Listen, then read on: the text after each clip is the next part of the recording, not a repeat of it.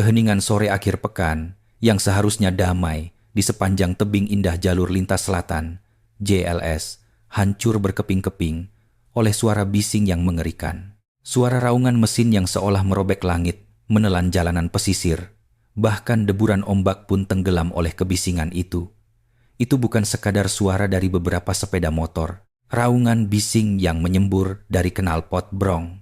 Modifikasi ilegal itu bergema dari puluhan motor sekaligus, menggetarkan jalanan bak gempa bumi. Lebih dari 20 sepeda motor berkapasitas besar berkonvoi. Mereka adalah mimpi buruk bagi warga sekitar. Geng motor sanca hitam. Di atas motor-motor yang dicat hitam mengilap dengan stiker ular dan tengkorak yang digambar serampangan.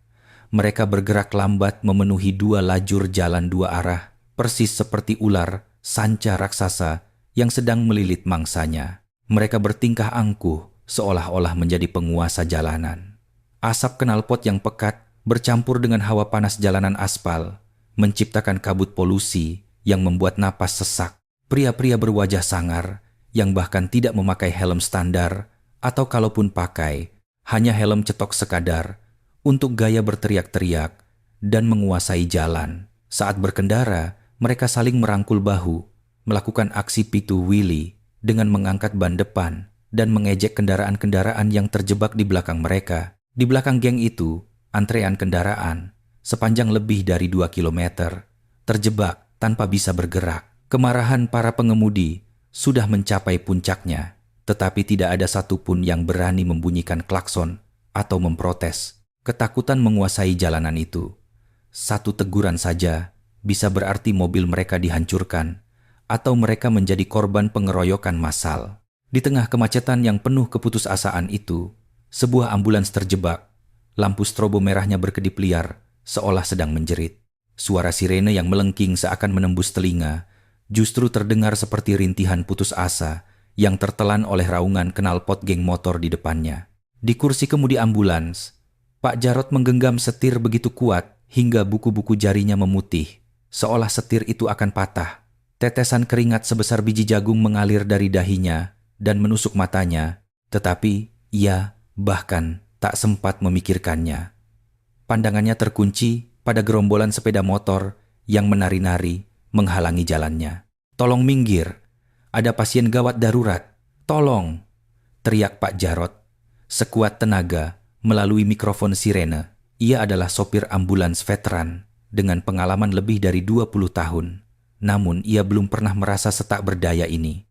Situasi di kabin belakang sangat kritis, berpacu dengan waktu. Ayu, bocah perempuan berusia 7 tahun yang terbaring di tandu, gemetar hebat dan mengalami kejang-kejang.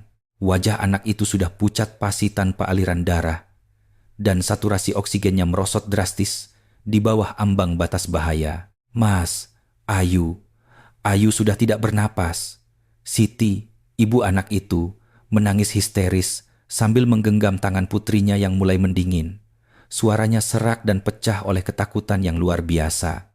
Bunyi mesin monitor jantung semakin cepat dan melengking tajam. Bima, sang paramedis, yang seragamnya sudah basah kuyup oleh keringat, dengan panik memompa kantong pernapasan manual, ambubak sambil berteriak, "Ibu, tolong tenang." "Pak Jarot, berapa lama lagi?" Tanda vital anak ini mulai kolaps. Syok anafilaktiknya parah. Kita harus segera sampai di rumah sakit untuk melakukan intubasi. Pak Jarot menggemertakkan giginya. Ia memutuskan untuk nekat menerobos dengan melanggar marka jalan. Ambulans besar itu mengaum dan memajukan moncongnya ke jalur berlawanan. Namun, pada detik itu juga, 2 sepeda motor dari kawanan sanca hitam melesat keluar.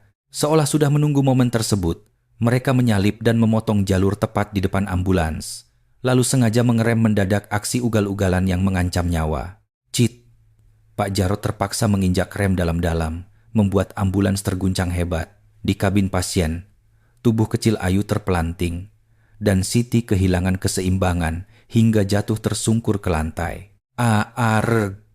Meskipun Siti menjerit, para anggota geng motor itu tidak peduli. Dari balik jendela, mereka tertawa terbahak-bahak dan mengacungkan jari tengah. Salah satu berandalan dengan rambut dicat merah berkendara zigzag tepat di depan ambulans sambil memamerkan pantatnya. Bagi mereka, nyawa seorang anak kecil yang perlahan padam hanyalah mainan untuk memamerkan kekuasaan dan mengusir kebosanan. Binatang, keparat kalian. Pak Jarod bergetar karena amarah. Ia membunyikan klakson bertubi-tubi.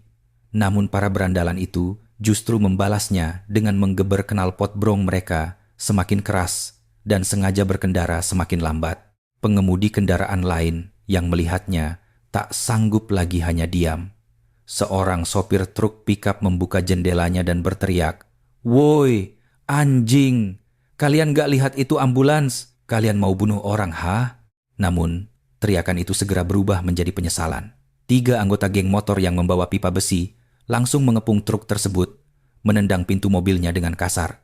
"Bapak mau mati di sini? Mending diam dan urus urusanmu sendiri." Diancam oleh preman-preman berwajah beringas itu, sang sopir truk hanya bisa menaikkan jendelanya kembali dan menundukkan kepala. Tepat pada saat itu, dari kabin belakang ambulans, terdengar suara mesin datar yang paling tidak ingin didengar oleh siapapun. Tai, tai, tai, henti jantung. Jantungnya berhenti, teriak Bima panik. Ia langsung meletakkan tangannya di dada anak itu dan memulai resusitasi jantung paru, RJP. 1, 2, 3, 4. Ayu, tolong bertahan. Ayu, buka matamu. Ayu, tidak. Buka matamu, nak. Ini ibu. Jeritan Siti tak lagi terdengar seperti suara manusia. Itu adalah raungan memilukan dari seekor induk hewan yang hendak kehilangan anaknya. Akal sehat Siti putus saat melihat jantung putrinya berhenti berdetak di depan matanya. Siti membuka pintu belakang ambulans dengan kasar. Hawa panas dari aspal JLS langsung menyengat. Tanpa sempat dicegah oleh Bima, Siti melompat ke jalanan aspal dengan kaki telanjang tanpa alas kaki. Ia berlari ke depan, seperti orang gila. Rambutnya acak-acakan, wajahnya berlumuran air mata. Pemandangan Siti yang berlari tanpa alas kaki itu sangat menyayat hati. Ia berlari menuju pria penunggang motor terbesar dan paling mencolok, yang tampaknya adalah ketua geng tersebut, lalu berlutut di depannya. Bruk, lututnya mendarat di atas aspal yang panas membara, namun ia tidak merasakan sakit sedikit pun. Siti membenturkan kepalanya ke aspal, memohon dan terus memohon. "Tolonglah mas, putri saya sekarat, umurnya baru 7 tahun, tolong beri jalan, saya mohon. Saya bersujud di depan kalian. Selamatkan anak saya." Jeritannya tidak tenggelam oleh suara bising knalpot. Keputusasaan dalam suaranya begitu pekat hingga membuat udara di sekitar membeku. Para pengemudi di jalur lain yang melihat pemandangan itu menitikkan air mata, sementara beberapa orang mengepalkan tangan karena marah. Pria yang dipanggil Kobra, pemimpin geng Sanca Hitam, perlahan menghentikan motornya. Pria dengan tato sisik ular memenuhi lehernya itu melepaskan kacamata hitamnya, mengorek telinganya seolah merasa terganggu, lalu menatap Siti ke bawah. Anak buahnya berkumpul membentuk lingkaran. Suara mesin yang idle mengaum mengancam. Beberapa di antara mereka tertawa cekikikan sambil mengeluarkan ponsel pintar untuk merekam video Siti yang sedang menangis. "Bos, ini ibu-ibu ngomong apa sih? Nangis-nangis nggak jelas. Aduh, berisik banget. Woi, Bu, ini jalan nenek moyangmu. Kenapa ngalang-ngalangin jalan orang, ha?" Kobra menyindir dengan nada mengejek. Siti mendongak menatap Kobra, matanya yang sembab penuh dengan keputusasaan. "Anak saya tidak bernapas. Kami harus ke rumah sakit. Tolong minggir." Kobra menyeringai sinis. Tanpa turun dari motornya, ia mendorong bahu Siti dengan ujung sepatu botnya. "Yah, kalau nggak napas, bentar lagi juga mati di sini. Lagian dibawa ke rumah sakit juga buang-buang duit doang. Udah, ikhlasin aja di sini. Anggap aja anakmu lagi berbakti ngurangin beban ekonomi." Itu bukanlah kata-kata yang keluar dari mulut manusia. Mendengar ucapan iblis itu, gerombolan geng motor malah tertawa terbahak-bahak. Siti menatap mereka dengan tatapan kosong. Dunianya terasa runtuh.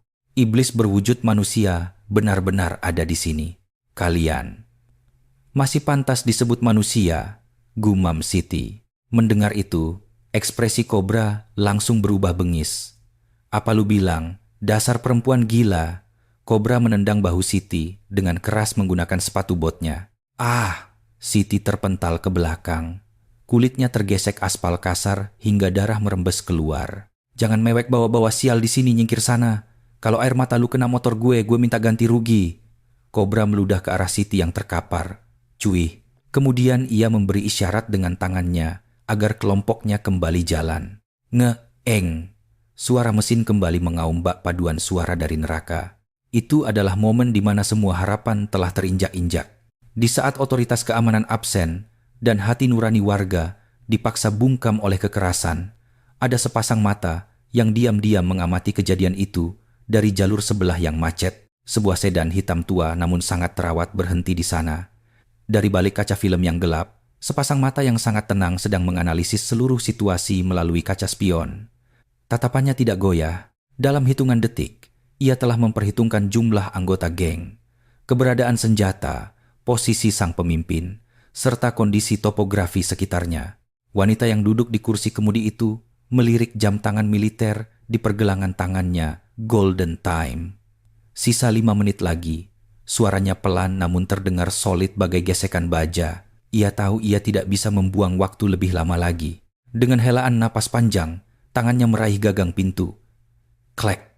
Suara pintu dibuka yang ringan, namun mantap terdengar samar di antara kebisingan.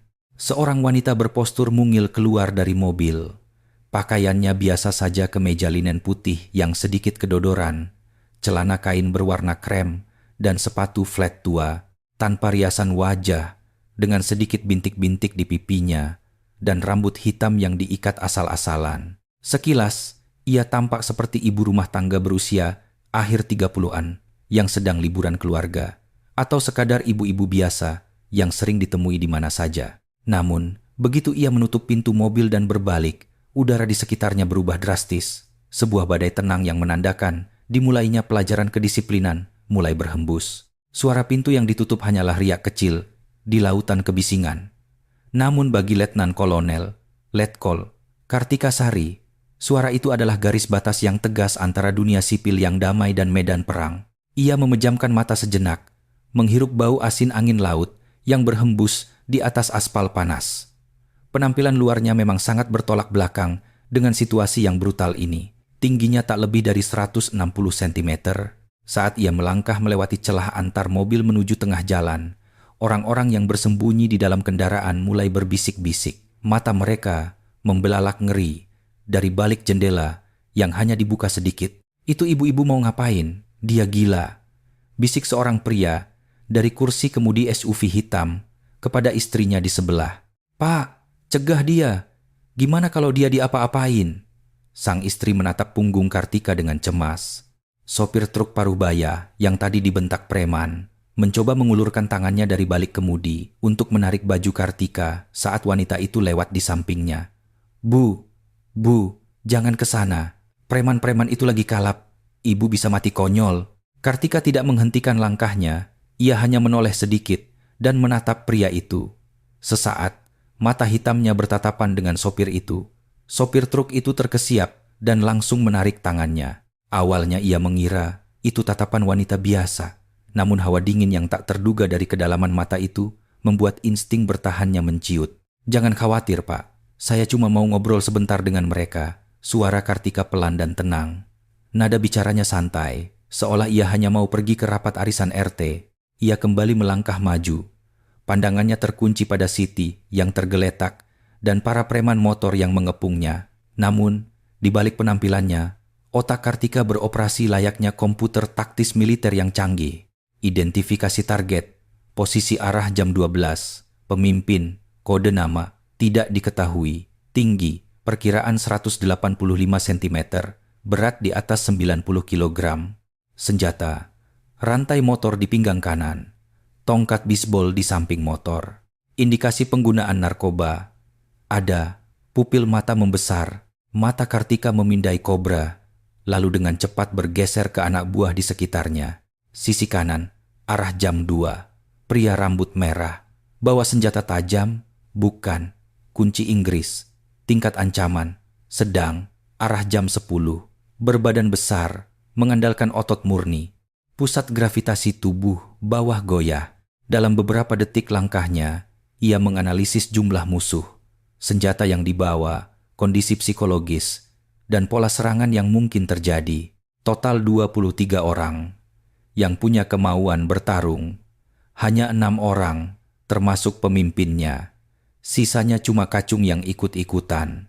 Kartika menerobos kepungan geng motor dan mendekati Siti yang terjatuh. Karena suara mesin yang berisik, para preman itu tidak menyadari kehadirannya sampai ia berada tepat di belakang mereka. Mereka masih sibuk tertawa, mengejek Siti. "Heh, ibu-ibu, nggak usah drama nangis-nangis. Bangun nggak lo? Budek ya?" Preman berambut merah itu baru saja mengulurkan tangan hendak menjambak rambut Siti. Tiba-tiba, tangan Kartika muncul dan menepis pergelangan tangan si rambut merah dengan gerakan ringan. Plaak, bukan suara tamparan keras, tapi suara tulang beradu dengan tulang yang terdengar padat. Ah, si rambut merah terlonjak mundur seolah tersengat listrik, mencengkeram tangannya sendiri. Pukulannya tidak terlihat keras, namun sendi pergelangannya terasa kesemutan dan lumpuh sementara. "Siapa lu?" teriak si rambut merah. Perhatian semua orang kini tertuju pada Kartika.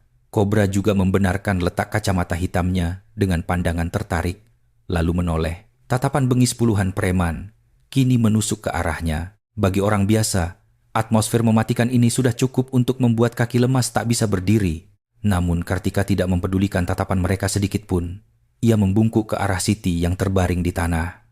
Dengan lembut namun tegas, ia memegang bahu Siti yang gemetar dan membantunya berdiri. "Ibu tidak apa-apa. Bisa berdiri?" Siti menatap Kartika dengan mata kosong. Wanita mungil dan tampak biasa-biasa saja ini muncul sebagai penyelamat. Sosoknya terlihat terlalu rapuh. Siti merasa bingung sekaligus khawatir. "Mbak, jangan ikut campur. Mereka orang-orang jahat. Mbak, pergi saja dari sini, saya mohon." Siti berusaha mendorong Kartika menjauh. Ia tidak ingin orang yang tak bersalah ikut terluka karenanya. Namun Kartika tidak bergeming. Sambil merapikan baju Siti, ia berkata dengan nada datar, "Ibu ini kan ibunya anak itu. Sadarlah, kalau ibunya menyerah sekarang, siapa yang akan melindungi anaknya?" Satu kalimat singkat itu seketika menyadarkan Siti. Kartika mengeluarkan sapu tangan dari sakunya dan membersihkan lutut Siti yang berdarah. Ketenangannya ibarat pulau yang damai di tengah amukan badai. Melihat pemandangan itu, Kobra mendengus tawa. "Hah, apa-apaan ini? Lo kira ini tempat arisan ibu-ibu PKK? Wah, adegannya bikin gua mau nangis saking terharunya." Kobra turun dari motornya dan berjalan menghampiri Kartika dengan gaya sok jagoan. Bayangannya yang besar sepenuhnya menutupi tubuh mungil Kartika. Kobra memindai Kartika dari ujung kepala hingga ujung kaki. Pakaian sederhana tanpa barang bermerek, kulit yang tidak terlihat seperti habis perawatan salon, dan tubuh yang pendek. Di matanya, Kartika hanyalah mangsa empuk. "Heh, emak-emak, lo tahu ini, di mana berani-beraninya ikut campur. Ini jamnya lo masak di dapur buat suami kan? Atau lo mau nyeramahin kita kayak guru BP?" Mendengar ucapan Kobra, anak buahnya tertawa cekikikan. "Bos, muka ibu ini emang kayak guru PMP yang suka ceramah. Kayaknya dia mau ngajarin kita budi pekerti. Bu, mending pulang aja sana nyuci piring. Jangan khawatir, kita juga udah makan kok." Berbagai ejekan bernada pelecehan seksual dan hinaan dilontarkan. Mereka benar-benar meremehkan Kartika. Kartika memastikan Siti berada di posisi aman di belakang punggungnya, lalu perlahan memutar tubuhnya dan menatap lurus ke arah Kobra, meskipun ia harus mendongak karena perbedaan tinggi yang mencolok. Auranya tidak kalah sedikit pun. Tanpa mengubah ekspresi wajahnya, ia membuka mulut dengan suara tenang, layaknya menasihati anak kecil yang nakal.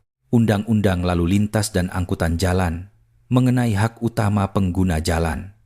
Setiap pengemudi kendaraan wajib memberi jalan dan menepi untuk kendaraan darurat seperti ambulans. Mendengar pasal hukum yang diucapkan secara tiba-tiba, tawa Kobra dan anak buahnya seketika terhenti. Mereka saling pandang dengan raut wajah kebingungan. "Apaan? Nih ibu-ibu beneran gila ya?" Kartika melanjutkan. "Dan Kitab Undang-Undang Hukum Pidana, pasal pembunuhan atau kelalaian yang menyebabkan hilangnya nyawa. Kalau tindakan kalian membuat anak itu meninggal, kalian bisa dijerat dengan pasal pembunuhan berencana." Ini bukan sekadar pelanggaran lalu lintas biasa. Wajah kobra memerah. Ia merasa sangat terhina, diperlakukan seperti preman bodoh, dan diceramahi dengan istilah hukum. Namun yang paling membuatnya kesal adalah tatapan mata wanita itu. Tidak ada ketakutan sama sekali. Justru wanita itu menatapnya dengan tatapan meremehkan. Wah anjing, sok pinter banget lu, bangsat. Hukum, tai kucing sama hukum. Kobra berteriak sambil meludah. Di sini nggak ada hukum, kepalan tangan gue ini hukum, dan motor gue ini undang-undangnya. Peringatan terakhir, suara Kartika menjadi setingkat lebih rendah. Itu bukan permintaan, melainkan sebuah perintah. Nada suara absolut dan tak terbantahkan yang biasa digunakan militer untuk memberi komando. Pindahkan motor kalian sekarang juga, dan biarkan ambulans lewat. Sikap itu membuat kesabaran kobra habis. Berani-beraninya seorang ibu-ibu kecil tanpa tenaga memberi perintah di hadapan pria-pria geng motor yang bersenjata. Ini adalah penghinaan terhadap otoritasnya. Udah bosen hidup nih orang. Woi, kasih paham sama ini ibu-ibu. Kayaknya dia nggak ngerti bahasa manusia. Kobra memberi isyarat dengan dagunya. Merespons perintah itu, preman berambut merah yang pergelangan tangannya dipukul tadi, dan seorang pria berbadan besar memegang tongkat bisbol, maju dengan gaya petentang-petenteng. Bu, tadi udah dibilangin baik-baik suruh pergi kan? Oh, ibu mau dihajar dulu biar paham. Pria bertubuh besar itu menepuk-nepukkan tongkat bisbol ke telapak tangannya sambil berjalan mendekati wajah Kartika. Ia sengaja menghembuskan asap rokok ke wajah Kartika dan menyeringai licik. Tulang, ibu kayaknya rapuh. Disentuh dikit aja patah nih. Kartika tidak berkedip sedikit pun. Ia kembali melirik jam tangannya. Sisa waktu kritis, 3 menit. Percakapan lebih lanjut sudah tidak berguna, hanya buang-buang waktu. Ia menghela napas panjang. Helaan napas itu bukan karena takut, itu adalah ekspresi penyesalan, karena ia harus membangunkan kembali insting binatang buas, yang sudah lama ia segel demi beradaptasi dengan masyarakat sipil yang damai. Ya, kalau pakai mulut nggak bisa, terpaksa diajarin pakai fisik, gumam. Kartika sangat pelan. Ia melepaskan kacamata yang dipakainya dan memasukkannya ke dalam saku kemeja dengan hati-hati. Kemudian ia mengencangkan ikatan karet rambutnya. Dari setiap gerakannya yang sederhana itu, memancar tekanan yang aneh dan mengerikan. Pria berbadan besar itu tiba-tiba merasakan hawa dingin merayap di tengkuknya. Wanita di depannya tiba-tiba terasa tumbuh menjadi raksasa. Apaan? Ngapain lo sok gaya? Hah? Teriak pria itu. Mencoba menutupi rasa takutnya yang tiba-tiba muncul. Karena panik, ia menjulurkan tangannya hendak mencengkeram kerah baju Kartika dan membantingnya. Mati lo. Tangan kasar pria itu melesat ke arah leher Kartika. Namun, tangan itu tidak pernah menyentuh kerah bajunya. Ketenangan sebelum badai telah berakhir, dan pelajaran kedisiplinan yang sesungguhnya pun dimulai. Telapak tangan raksasa pria itu mengayun, dengan kekuatan penuh hingga terdengar suara membelah angin. Wanita biasa pasti akan mundur atau memejamkan mata sambil menjerit. Namun, kelopak mata Kartika tidak bergetar sama sekali. Waktu baginya berjalan beberapa kali lebih lambat dibanding lawannya.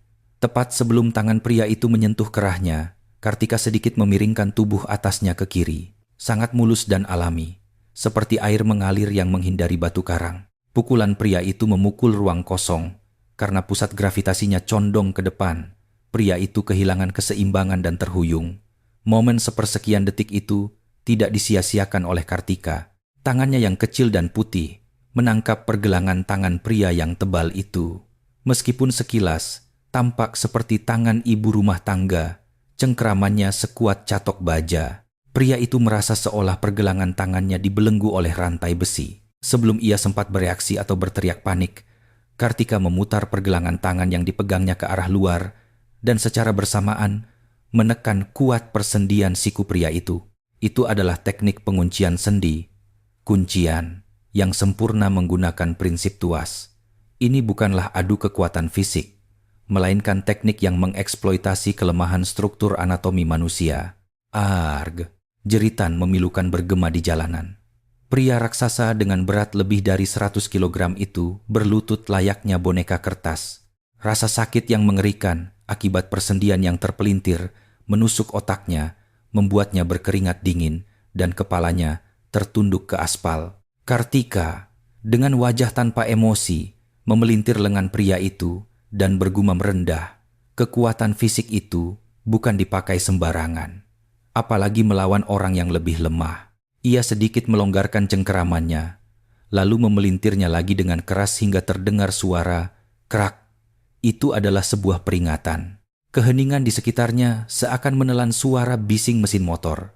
Rahang para preman yang sebelumnya tertawa terbahak-bahak kini jatuh menganga. Pria bertubuh besar yang biasa mereka panggil abang itu kini menjerit kesakitan hanya dengan satu sentuhan dari ibu-ibu yang terlihat seperti baru pulang dari pasar. Apaan tuh? Si abang kalah? Nggak mungkin. Gila aja. Gumam panik menyebar di antara anggota geng. Mereka belum bisa memproses kejadian di depan mata mereka sebagai kenyataan. Warga yang menonton dengan napas tertahan dari balik truk juga tak kalah terkejut. Gila. Pak, lihat nggak? Ibu itu pasti sabuk hitam bela diri. Ya ampun. Bapak gempal itu dilumpuhin cuma pakai satu tangan. Di tengah atmosfer yang tadinya penuh keputusasaan, setitik kecil api harapan mulai menyala. Namun harapan itu kembali terancam oleh teriakan penuh amarah kobra. Woi, goblok, bikin malu aja lu dikalahin sama emak-emak. Bangun, bangun cepet.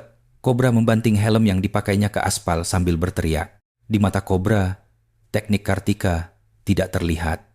Ia mengira anak buahnya hanya sedang lengah, tersandung, dan kebetulan jatuh.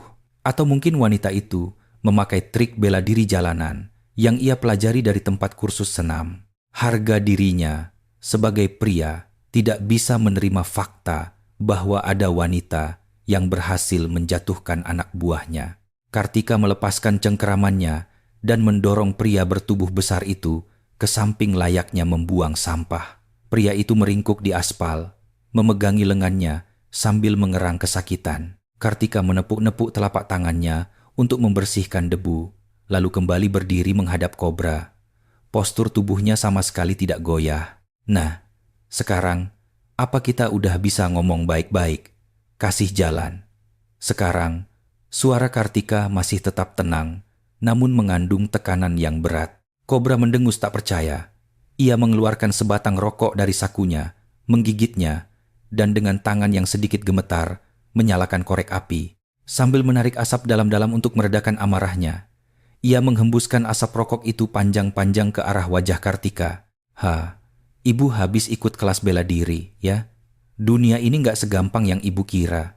Mentang-mentang habis latihan di dojo sama pelatih, ibu pikir ibu udah jadi jagoan beneran. Kobra tersenyum sinis dan maju selangkah. Ibu tahu nggak apa yang terjadi kalau perempuan nggak sadar diri dan banyak tingkah?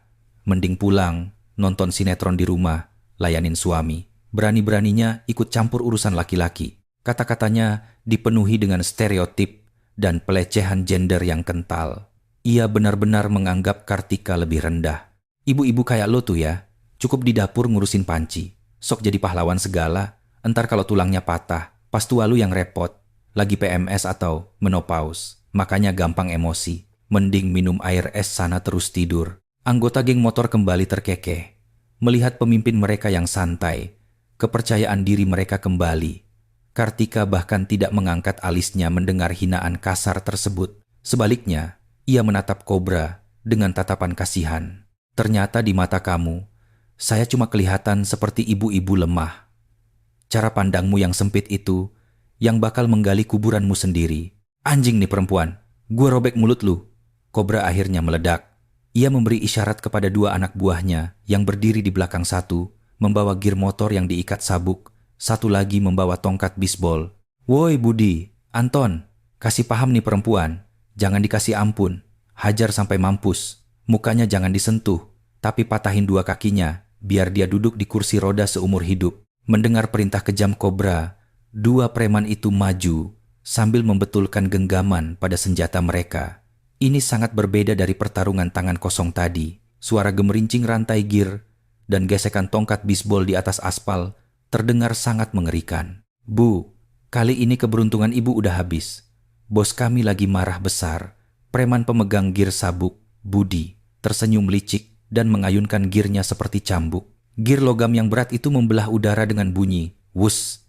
Siti yang berada di belakang Kartika menjerit dan menarik ujung baju Kartika. "Mbak, menghindar. Mereka bawa senjata. Mbak bisa mati."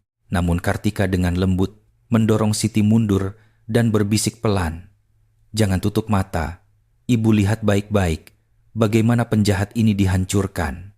Kartika mengancingkan kerah ke mejanya di tempat ia tadi menyimpan kacamata. Ia melebarkan kedua kakinya selebar bahu dan menurunkan sedikit pusat gravitasinya.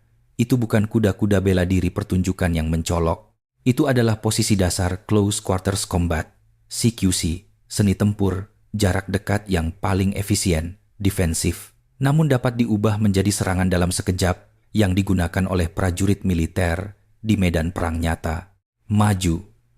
Sebuah provokasi singkat. "Perempuan gila." Anton yang memegang tongkat bisbol menerjang lebih dulu. Ia mengayunkan tongkatnya layaknya memukul bola bisbol, full swing, mengincar pinggang Kartika. Sebuah serangan yang berisi niat membunuh untuk mematahkan tulang. Tongkat itu menyapu ruang kosong tempat pinggang Kartika berada sedetik yang lalu. Namun Kartika sudah tidak ada di sana. Dalam sekejap, ia menundukkan tubuhnya dan menyusup masuk ke dalam jangkauan Anton. Jarak jauh menguntungkan senjata panjang, namun dalam jarak sangat dekat, senjata panjang justru jadi beban. Sebuah baris dari buku manual taktik militer melintas di kepala Kartika. Ia menyusup di bawah ketiak Anton dan menghantam ulu hati pria itu dengan sikunya. Ah! Rasa sakit yang menyesakkan napas membuat tubuh Anton membungkuk ke depan. Memanfaatkan momentum itu, Kartika menendang lipatan lutut Anton. Begitu pria itu berlutut, ia merebut tongkat bisbol dari tangannya dan melemparnya jauh-jauh. Senjata pertama dilucuti. Pada saat itu, dari arah belakang, gir motor diikat sabuk melayang. Budi memanfaatkan celah saat Kartika sibuk menyerang Anton. Sabuk berujung gir logam yang melesat bagai ular itu tampak mustahil untuk dihindari. "Awas, Bu!" teriak orang-orang dari dalam mobil yang menonton. Namun Kartika, seolah memiliki mata di belakang kepalanya, menunduk sedikit untuk menghindari ayunan sabuk itu. Sabuk itu meleset dari Kartika dan justru mendarat telak di punggung Anton dengan bunyi ketak. "Ah, bego. Buka mata lu." Anton yang menjadi korban friendly fire menggelepar kesakitan. Memanfaatkan kebingungan Budi, Kartika memangkas jarak dalam sekejap. Ia mencengkeram kerah baju dan ikat pinggang Budi secara bersamaan, lalu menggunakan modifikasi teknik banting Tomo Enage judo untuk melempar Budi melewati atas kepalanya. Gubrak, Kak. Budi berputar setengah lingkaran di udara dan terbanting keras ke aspal. Sabuk girnya justru melilit tubuhnya sendiri, mengikatnya. Hanya butuh 10 detik untuk membuat dua pria bersenjata berbadan tegap itu tersungkur di tanah. Kartika bahkan tidak terengah-engah. Ia menatap dua orang yang menggelepar itu dan berkata dengan suara dingin, "Gerakan kalian terlalu besar. Pandangan kalian tidak fokus, gagal mengatur jarak. Cuma segini level kalian?"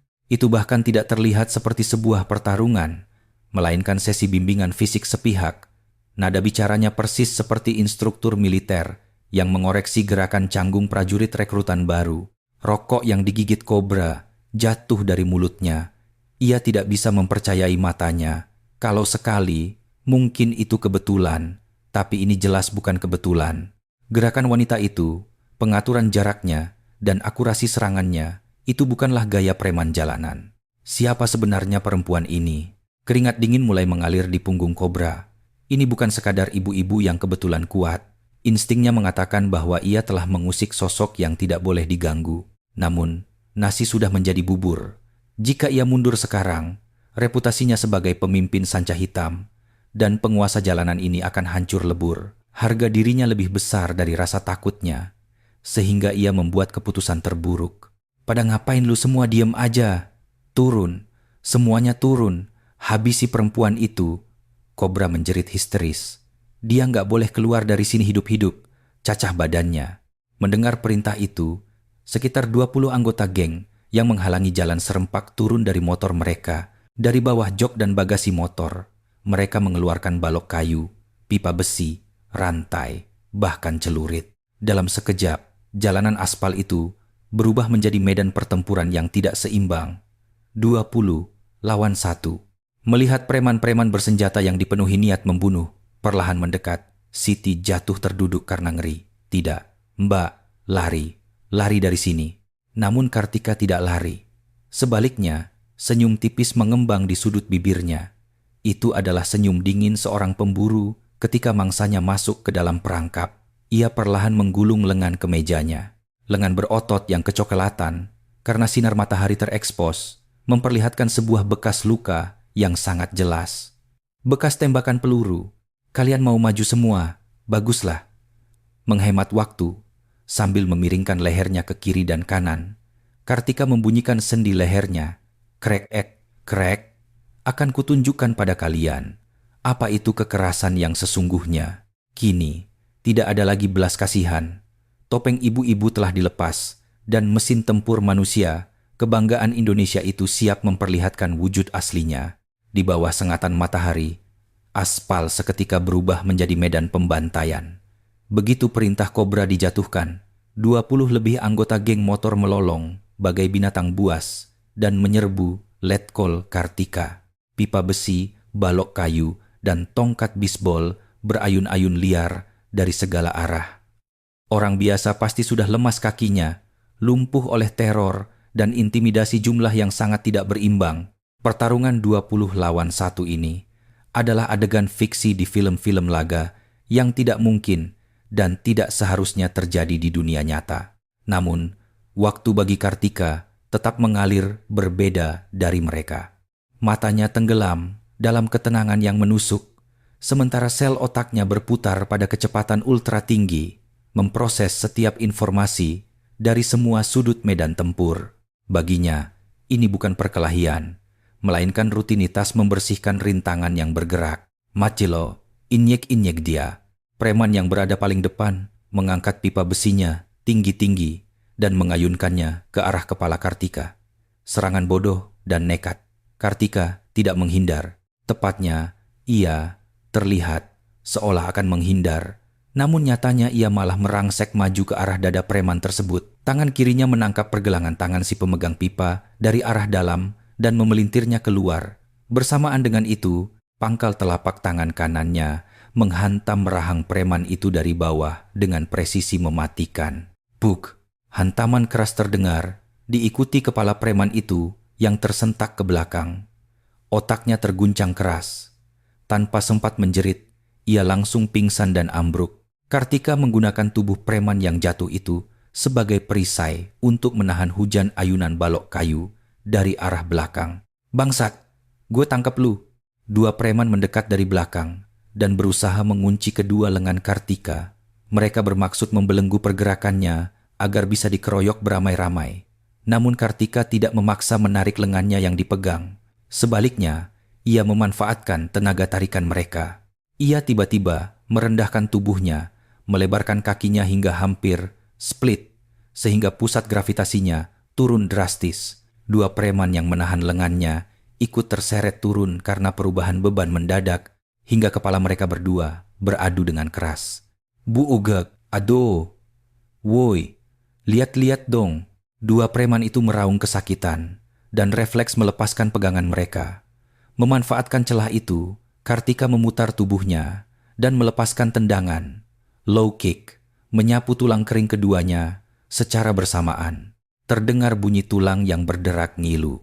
Pertarungan berubah menjadi chaos. Preman-preman itu mengandalkan jumlah mereka dan maju membabi buta. Namun anehnya, tak satu pun dari mereka berhasil menyentuh ujung baju Kartika. Ia bergerak seluas angin yang menyelinap di antara celah rintik hujan. Gerakannya sangat efisien, tanpa gerakan tak berguna. Tidak ada tendangan salto atau pukulan berlebihan, seperti di film. Ia hanya bergerak seminimal mungkin, mengincar titik vital, ulu hati, pangkal hidung, dan persendian lawan. Ini adalah Krav Maga dan silat tempur, bela diri jarak dekat mematikan, yang dipelajari pasukan khusus untuk membunuh. Seorang preman mengayunkan rantai besi. Kartika hanya memiringkan kepalanya sedikit untuk menghindar, lalu menangkap jari si preman dan mematahkannya ke arah berlawanan. Kraak, suara jari patah yang mengerikan, membuat preman itu tumbang sambil mulutnya berbusa. Ia lalu menginjak punggung preman yang jatuh itu sebagai tumpuan untuk melompat, melepaskan, flying knee kick, tendangan lutut terbang, tepat ke wajah preman lain yang hendak menusuknya dari belakang dengan celurit. Krak! Tulang hidung preman itu remuk dan darah menyembur bagai air mancur. Dalam waktu kurang dari 5 menit, lebih dari 10 pria berbadan tegap tumbang menumpuk di atas aspal. Jalanan itu dipenuhi erangan, rintihan, dan bunyi tulang patah. Belasan preman yang tersisa mulai mundur ketakutan. Mereka menyadari bahwa wanita di depan mereka ini bukanlah manusia. Berkeringat pun tidak, napasnya tidak memburu sedikit pun, dan dengan wajah tanpa ekspresi, ia terus menghancurkan tubuh mereka. Rasa takut mulai menelan amarah mereka. Dari belakang, otot wajah kobra berkedut ngeri. Rokoknya sudah lama jatuh ke tanah. Ia tidak percaya dengan matanya sendiri. Anggota inti Sanca Hitam yang mengklaim diri sebagai geng motor paling ditakuti sedang dipermainkan oleh satu ibu-ibu.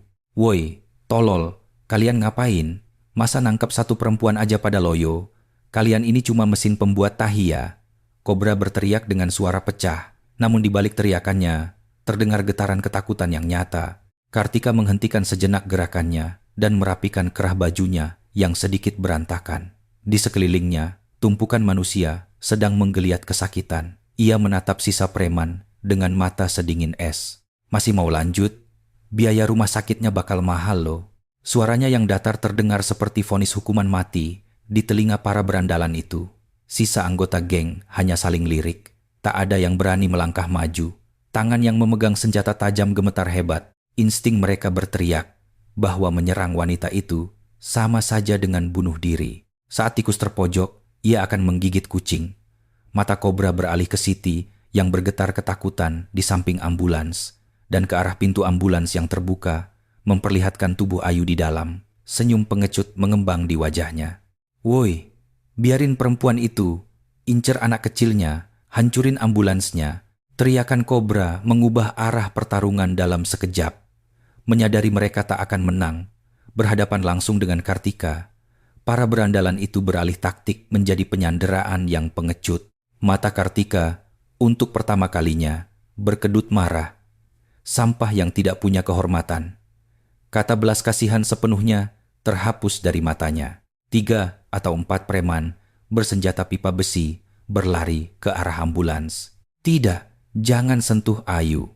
Siti menjerit dan merentangkan tangan menghalangi pintu ambulans, tapi tenaganya tidak akan cukup. "Minggir lu emak-emak." Salah satu preman mengangkat kakinya hendak menendang Siti. Pada detik itu, bayangan hitam melesat secepat kilat membelah jarak di antara mereka. Bam! Tubuh preman yang hendak menendang Siti terlempar ke udara. Kartika berlari sprint dengan kecepatan penuh dan melepaskan dropkick tepat ke dada preman tersebut. Pria itu terhempas ke pembatas jalan guardrail di samping ambulans dan pingsan seketika. Bersamaan dengan mendaratnya kakinya, Kartika merendahkan tubuhnya, berputar, dan menendang pergelangan kaki preman lain yang hendak membuka pintu ambulans. Tendangan itu secara presisi menghantam urat Achillesnya. Ah! Saat preman itu jatuh, Kartika mencengkeram kerahnya, mengangkat tubuhnya, lalu membantingnya dengan keras ke kap depan ambulans. "Jangan sentuh tempat ini. Ini area suci, sanctuary." Kartika menggeram rendah. Hawa membunuh yang memancar dari suaranya berada di level yang sepenuhnya berbeda. Ini bukan lagi sekadar aura seniman bela diri yang menundukkan lawan, melainkan niat membunuh dari sebuah mesin perang yang siap memusnahkan musuh. Di dalam ambulans, Bima dan Siti menatap punggung Kartika dengan mata kosong. Punggung kecil itu terasa bagaikan benteng raksasa yang tak tertembus. Kobra kini benar-benar kehilangan akal sehatnya. "Bunuh mereka semua, bunuh perempuan itu, bunuh anak kecil itu. Gua yang tanggung jawab." Lindes mereka, Kobra menaiki motornya dan menyalakan mesin. Dengan raungan keras, motor besarnya bersiap melesat. Mengikuti Kobra, preman-preman yang tersisa juga mulai menaiki motor mereka masing-masing. Ancaman pembunuhan brutal untuk menabrak manusia dengan motor. Situasi menuju ke arah malapetaka yang tak terkendali. Kartika menghela napas panjang. Tahapan menyelesaikannya sebagai warga sipil biasa sudah lewat. Bentrokan fisik lebih lanjut hanya akan menyebabkan kecelakaan besar. Ia harus mengambil keputusan tegas. Berhenti. Suara Kartika menggelegar bagai guntur. Ia mengeluarkan sebuah dompet kulit tua dari sakunya. Mungkin suaranya kurang terdengar karena raungan mesin. Tapi entah karena tertekan oleh auranya, Kobra dan geng motornya sejenak menghentikan motor mereka. Sekarang lo mau bayar kita pakai duit? Telat, anjing. Kobra mencemooh. Kartika tidak menjawab. Perlahan, dengan sangat perlahan, ia membuka dompetnya. Ia mengeluarkan sebuah sarung tempat identitas dan mengangkatnya tinggi-tinggi. Cahaya senja memantul pada lencana bersayap. Itu adalah simbol yang membuat setiap prajurit TNI menaruh rasa hormat dan membuat musuh gemetar ketakutan. Di bawah lambang pisau komando yang diapit sayap, tercetak jelas Tentara Nasional Indonesia, Angkatan Darat, TNI, AD, Komando Pasukan Khusus Kopassus, Satuan 81, Gultor Penanggulangan Teror. Lalu di bawahnya, pangkat dan nama, Letnan Kolonel, Letkol Inf, Kartika Sari. Mulai detik ini, kalian bukan lagi warga sipil. Suara Kartika bergema mantap. Kalian ditetapkan sebagai teroris yang mengancam keamanan negara dan nyawa rakyat. Hening. Kesunyian yang mencekik menyelimuti lokasi. Beberapa anggota geng motor yang pernah menjalani wajib militer atau tahu tentang dunia ketentaraan memucat saat melihat lambang baret merah itu. Bos, itu Kopassus, bos. Satbuitanta Unggultor. Apa? Kopassus? Kobra memicingkan matanya menatap ID itu. Ia yang dulu menyuap agar lolos dari seleksi tes fisik militer, tidak tahu persis apa itu SAT 81. Tapi ia sadar, pangkat Letnan Kolonel bukanlah sesuatu yang bisa diremehkan. Namun, ia sudah terlanjur basah. Jika ia mengecilkan nyali di sini, habislah sudah karirnya, harga dirinya, reputasinya, dan kekuasaannya sebagai pemimpin geng di jalanan ini akan runtuh. Demi menutupi ketakutannya, ia malah menggertak lebih keras. Kobra tiba-tiba tertawa terbahak-bahak seperti orang gila. Hahaha, jangan ngelucu deh. Lo beli ID mainan dari Shopee terus mau nipu kita. Letnan Kolonel, kalau lo Letnan Kolonel, gue Panglima TNI. Bangsat. Kobra meludah ke tanah dan menatap jijik. Zaman sekarang, emak-emak aja bawa KTP palsu. Woi, jangan takut, itu palsu. Barang kue dari pasar loak. Provokasinya membuat para anggota geng motor yang tadinya goyah kembali mendapatkan keberanian mereka. Bener juga. Mana ada Kopassus perempuan? Hampir aja gua ketipu. Jago akting juga lo, Bu. Ditambahin pasal aparat palsu nih. Kartika tersenyum pahit, lalu memasukkan kembali ID-nya ke dalam saku. Ia sudah memberi mereka kesempatan untuk diadili dalam koridor hukum dan ketertiban, tapi mereka sendiri yang membuangnya. Kalian pikir ini palsu? Kartika bergumam rendah. Ya, memang sulit dipercaya.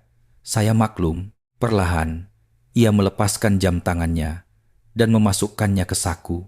Lalu ia membuka satu kancing teratas kemejanya. 2 buah plat identitas baja. Dogtex yang tergantung di lehernya berdenting, memantulkan cahaya matahari. Tapi, kemampuan nyata ini tidak mungkin palsu, kan? Tatapan mata Kartika berubah. Berbeda dengan tatapan dingin sebelumnya, kini matanya kosong, seolah menghapus seluruh emosi manusia. Itu adalah mode mesin pembunuh yang dinyalakan sesaat sebelum memusnahkan musuh di medan pertempuran. Peringatan telah usai. Kartika mengangkat tangan kanannya dan melambaikan jari telunjuknya. Maju. Akan kutunjukkan pada kalian neraka. Provokasi itu memutus tali nalar Kobra sepenuhnya. Bunuh perempuan itu. Gilas dia. Dengan raungan knalpot, puluhan motor dan preman yang tersisa menyerbu ke arah Kartika, seperti gelombang tsunami kekerasan yang datang menerjang. Namun di hadapan gelombang itu, Kartika tidak mundur. Sebaliknya, ia melompat masuk ke arah ombak itu. Mulai dari titik ini, ia tidak lagi berniat hanya melumpuhkan. Ini adalah momen edukasi dan hukuman brutal yang sepihak. Legenda hidup SAT 81 Gultor Kopassus akan ditulis ulang di atas aspal jalan ini. Raungan mesin memekakkan telinga. Dikuasai provokasi Kobra, para preman bermotor melaju dan mengarahkan motor mereka tepat ke arah Kartika. Pemandangan itu mirip sekelompok dubuk kelaparan yang mengeroyok mangsanya. Di saat puluhan kepingan baja berat melesat ke arahnya membawa niat membunuh, waktu bagi Kartika kembali melambat. Pupil matanya melebar ekstrem, menangkap setiap pergerakan sekecil apapun dari otot-otot musuh. Ia tidak mundur. Justru, ia mengambil langkah ringan ke depan. Motor yang berada di barisan paling depan mengarahkan bumpernya ke lutut Kartika. Bagi manusia biasa, kaki mereka pasti hancur berkeping-keping. Namun, sepersekian detik sebelum benturan, Kartika menggunakan kaki kanannya sebagai poros dan memutar tubuhnya 180 derajat. Saat motor itu lewat menyapu ujung kemejanya, tangan kiri Kartika mencengkeram bagian belakang helm si pengendara. Turun! Kartika menggunakan momentum kecepatan motor itu sebagai senjata. Ia menarik pengendara itu dengan tenaga penuh, seolah mencabutnya dari kursi, lalu membantingnya keras ke aspal. Bruaa! Saat pengendara itu bergulingan di aspal, motornya yang tak berawak kehilangan keseimbangan, tergelincir ke samping, dan memicu tabrakan beruntun dengan dua motor di belakangnya. Bra! Terang! Suara logam beradu disusul 3 motor yang saling bertumpuk dan terlempar. Para pengendaranya terbang ke udara sambil menjerit. Formasi geng motor langsung hancur. Memanfaatkan kekacauan itu, Kartika menerobos masuk ke dalam kepulan debu dan asap. Gerakannya bukan sekadar perkelahian jalanan, melainkan penerapan taktik militer yang telah diperhitungkan secara matang. Ia memungut sebuah pipa besi dari dekat motor yang jatuh. Titik target dikonfirmasi. Persendian, titik vital, sistem saraf, buku anatomi manusia seolah terbuka di kepala Kartika. Dengan memutar pergelangan tangan yang memegang pipa, ia menghantam sendi lutut dan pergelangan tangan para preman yang datang menyerangnya dengan akurasi presisi. Tak, tak, tak, terdengar ritme ketukan logam disusul jeritan kesakitan. Di setiap jalur yang dilewati Kartika, anggota geng jatuh bertumbangan. Ia tidak menggunakan tenaga berlebihan, menggunakan tenaga minimal untuk memberikan rasa sakit maksimal. Itulah cara Kopassus. Seorang preman mencoba menyerang dari belakang sambil mengayunkan tongkat bisbol. Tanpa menoleh, Kartika menundukkan tubuh bagian atasnya, lalu melepaskan tendangan lurus ke belakang, back kick, tepat mengenai ulu hati pria itu. Huk! Saat pria itu membungkuk karena napasnya terputus, Kartika menusukkan ujung pipa besi ke titik saraf akupunktur di bahu si preman, membuatnya lumpuh seketika. Saat itulah, 2 preman bertubuh besar dari arah kiri dan kanan mulai mengayunkan rantai gir, mencoba mengepung. Tangkap! Ikat dia! Mereka bermaksud membelit pergerakan Kartika. Kartika mendengus remeh. Ia menendang sebuah helm yang tergeletak di tanah. Helm itu melambung, lalu ia menangkapnya. Ia menggunakan helm itu sebagai tameng untuk menangkis sabetan rantai dari sebelah kanan. Membiarkan rantai itu justru melilit helm tersebut. Kena kau. Setelah rantai melilit kuat, Kartika menarik helm itu dengan tenaga penuh. Karena tarikan mendadak, preman itu terseret maju ke arahnya. Kartika langsung menyodokkan helm itu telak ke wajah sang preman. Prang! Kaca, visor, helm pecah bersamaan dengan preman itu yang terjengkang ke belakang. Di detik yang sama, Kartika berlari menerjang preman di sebelah kiri. Pria itu panik dan mengayunkan rantainya. Tapi Kartika sudah masuk ke area buta serangannya. Ia memelintir lengan pria itu ke punggungnya, lalu membisikkan sesuatu dengan dingin ke telinganya. Waktu wajib militer nggak diajarin latihan tali temali ya. Cara main tali itu bukan begini. Ia lalu meraih sabuk pria itu dan mengangkat tubuhnya, lalu melemparnya ke arah gerombolan preman yang sedang berlari menuju ke arah mereka. Gerombolan preman itu pun berjatuhan seperti pin bowling. Jalanan JLS kini sepenuhnya menjadi panggung Kartika. Dari lebih dari 20 preman, kini tersisa kurang dari separuhnya. Ketakutan akhirnya menyelimuti sisa preman yang masih berdiri. Mereka sadar, wanita ini bukan manusia. Ia adalah predator. Bukan, lebih buruk dari predator. Ia adalah mesin tempur.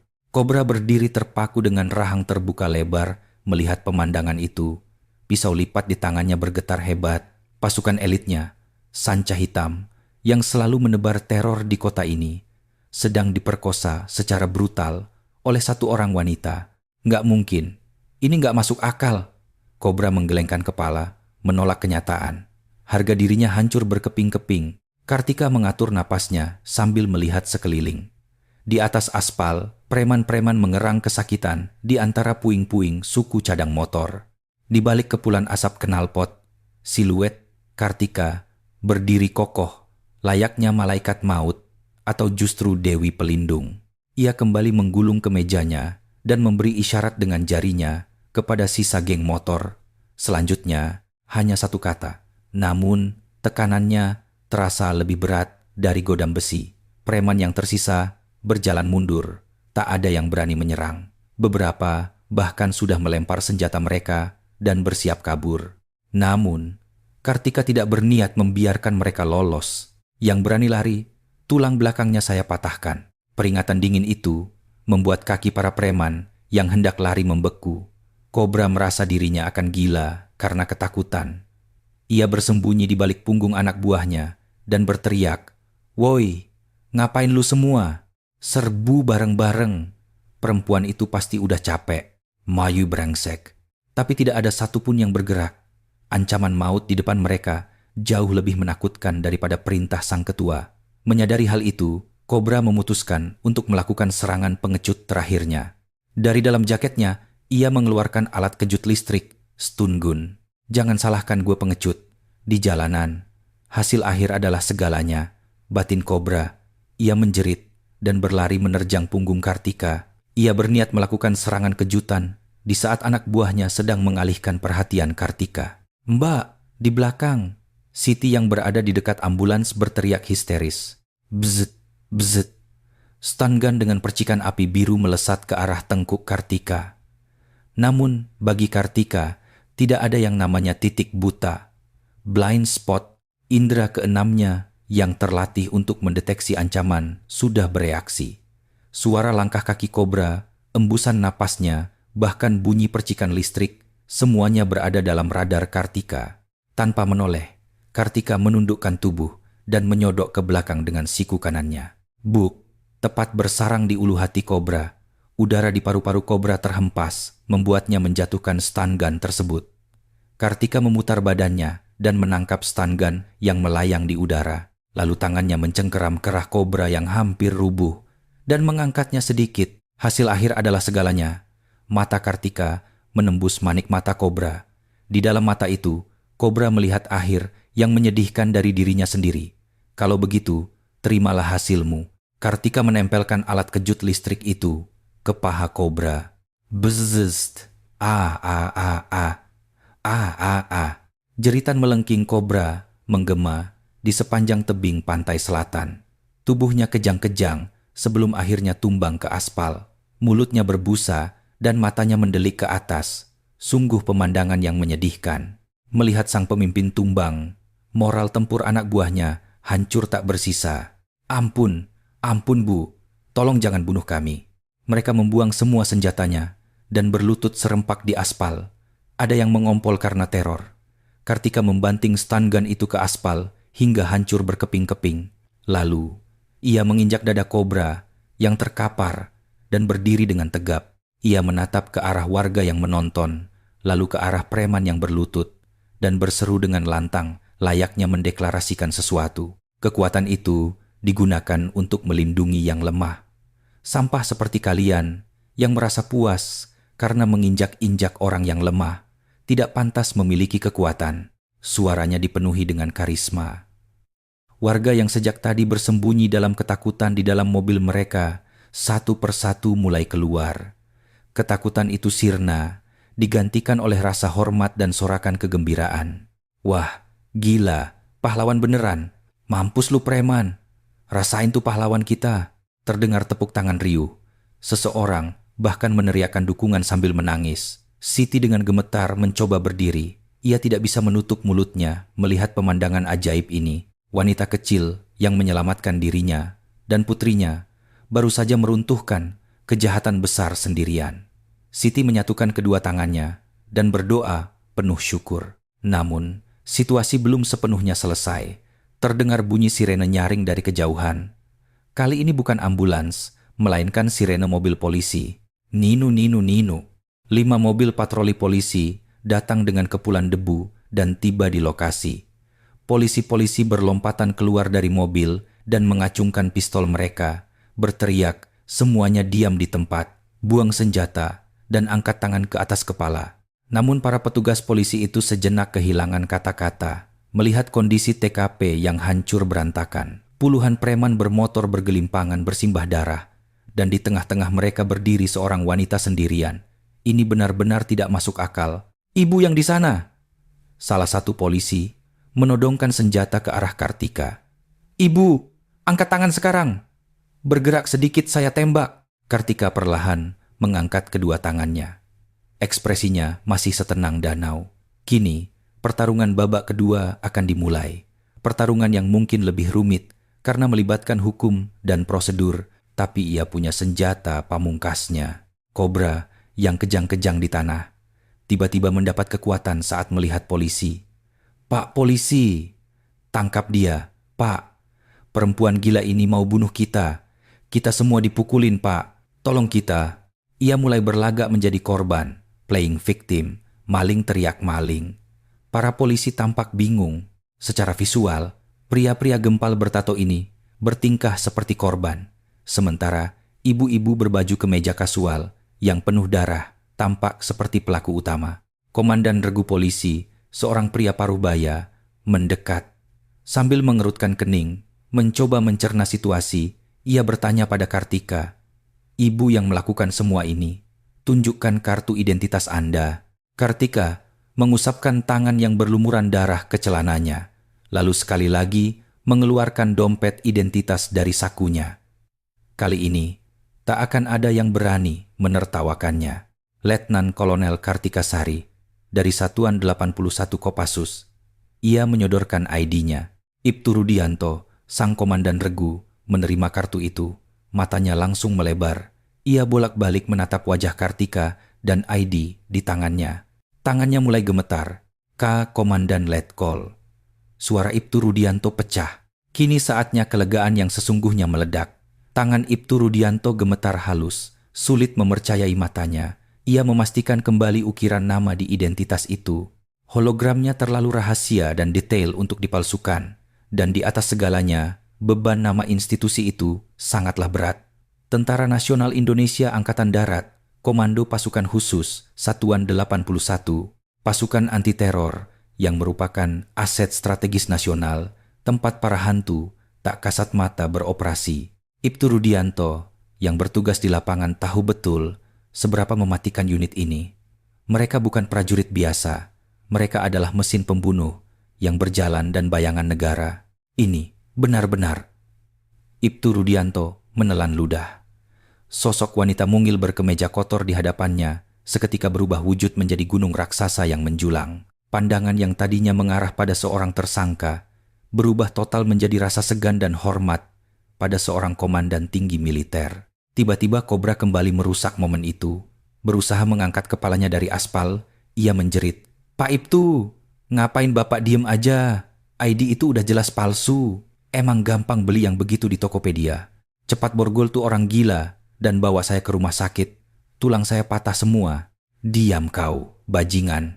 Ibtu Rudianto meledak dan membentak Kobra. Suaranya bergema begitu keras hingga Kobra langsung ciut dan menutup mulut.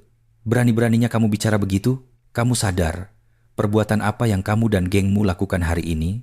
Tanpa mempedulikan Kobra lagi, Ibtu Rudianto mengambil sikap sempurna menghadap Letkol Kartika, lalu mengangkat tangannya, melakukan hormat militer dengan sangat kaku dan patah-patah. Siap, mohon izin Komandan. Saya Ibtu Rudianto, Kepala Unit Patroli Polres Gunung Kidul. Mohon maaf atas keterlambatan kami. Seluruh orang di TKP terbelalak tak percaya. Seorang komandan polisi memberi hormat bak bawahan kepada seorang tersangka. Keheningan panjang menyelimuti. Bahkan suara angin laut terasa berhenti. Kartika, dengan wajah tanpa ekspresi, menerima penghormatan Ibtu Rudianto. Istirahat di tempat. Suaranya rendah, tapi penuh wibawa. Ibtu Rudianto, pengelolaan wilayah Anda sangat berantakan. Saat jalan raya berubah jadi arena preman tanpa hukum, di mana polisi berada, Teguran Kartika membuat keringat dingin menetes di tengkuk Ibtu Rudianto. Ini bukan lagi sekadar komplain dari masyarakat biasa. Siap, salah kami, Komandan. Laporan dari warga tertahan, sehingga kami terlambat merespons.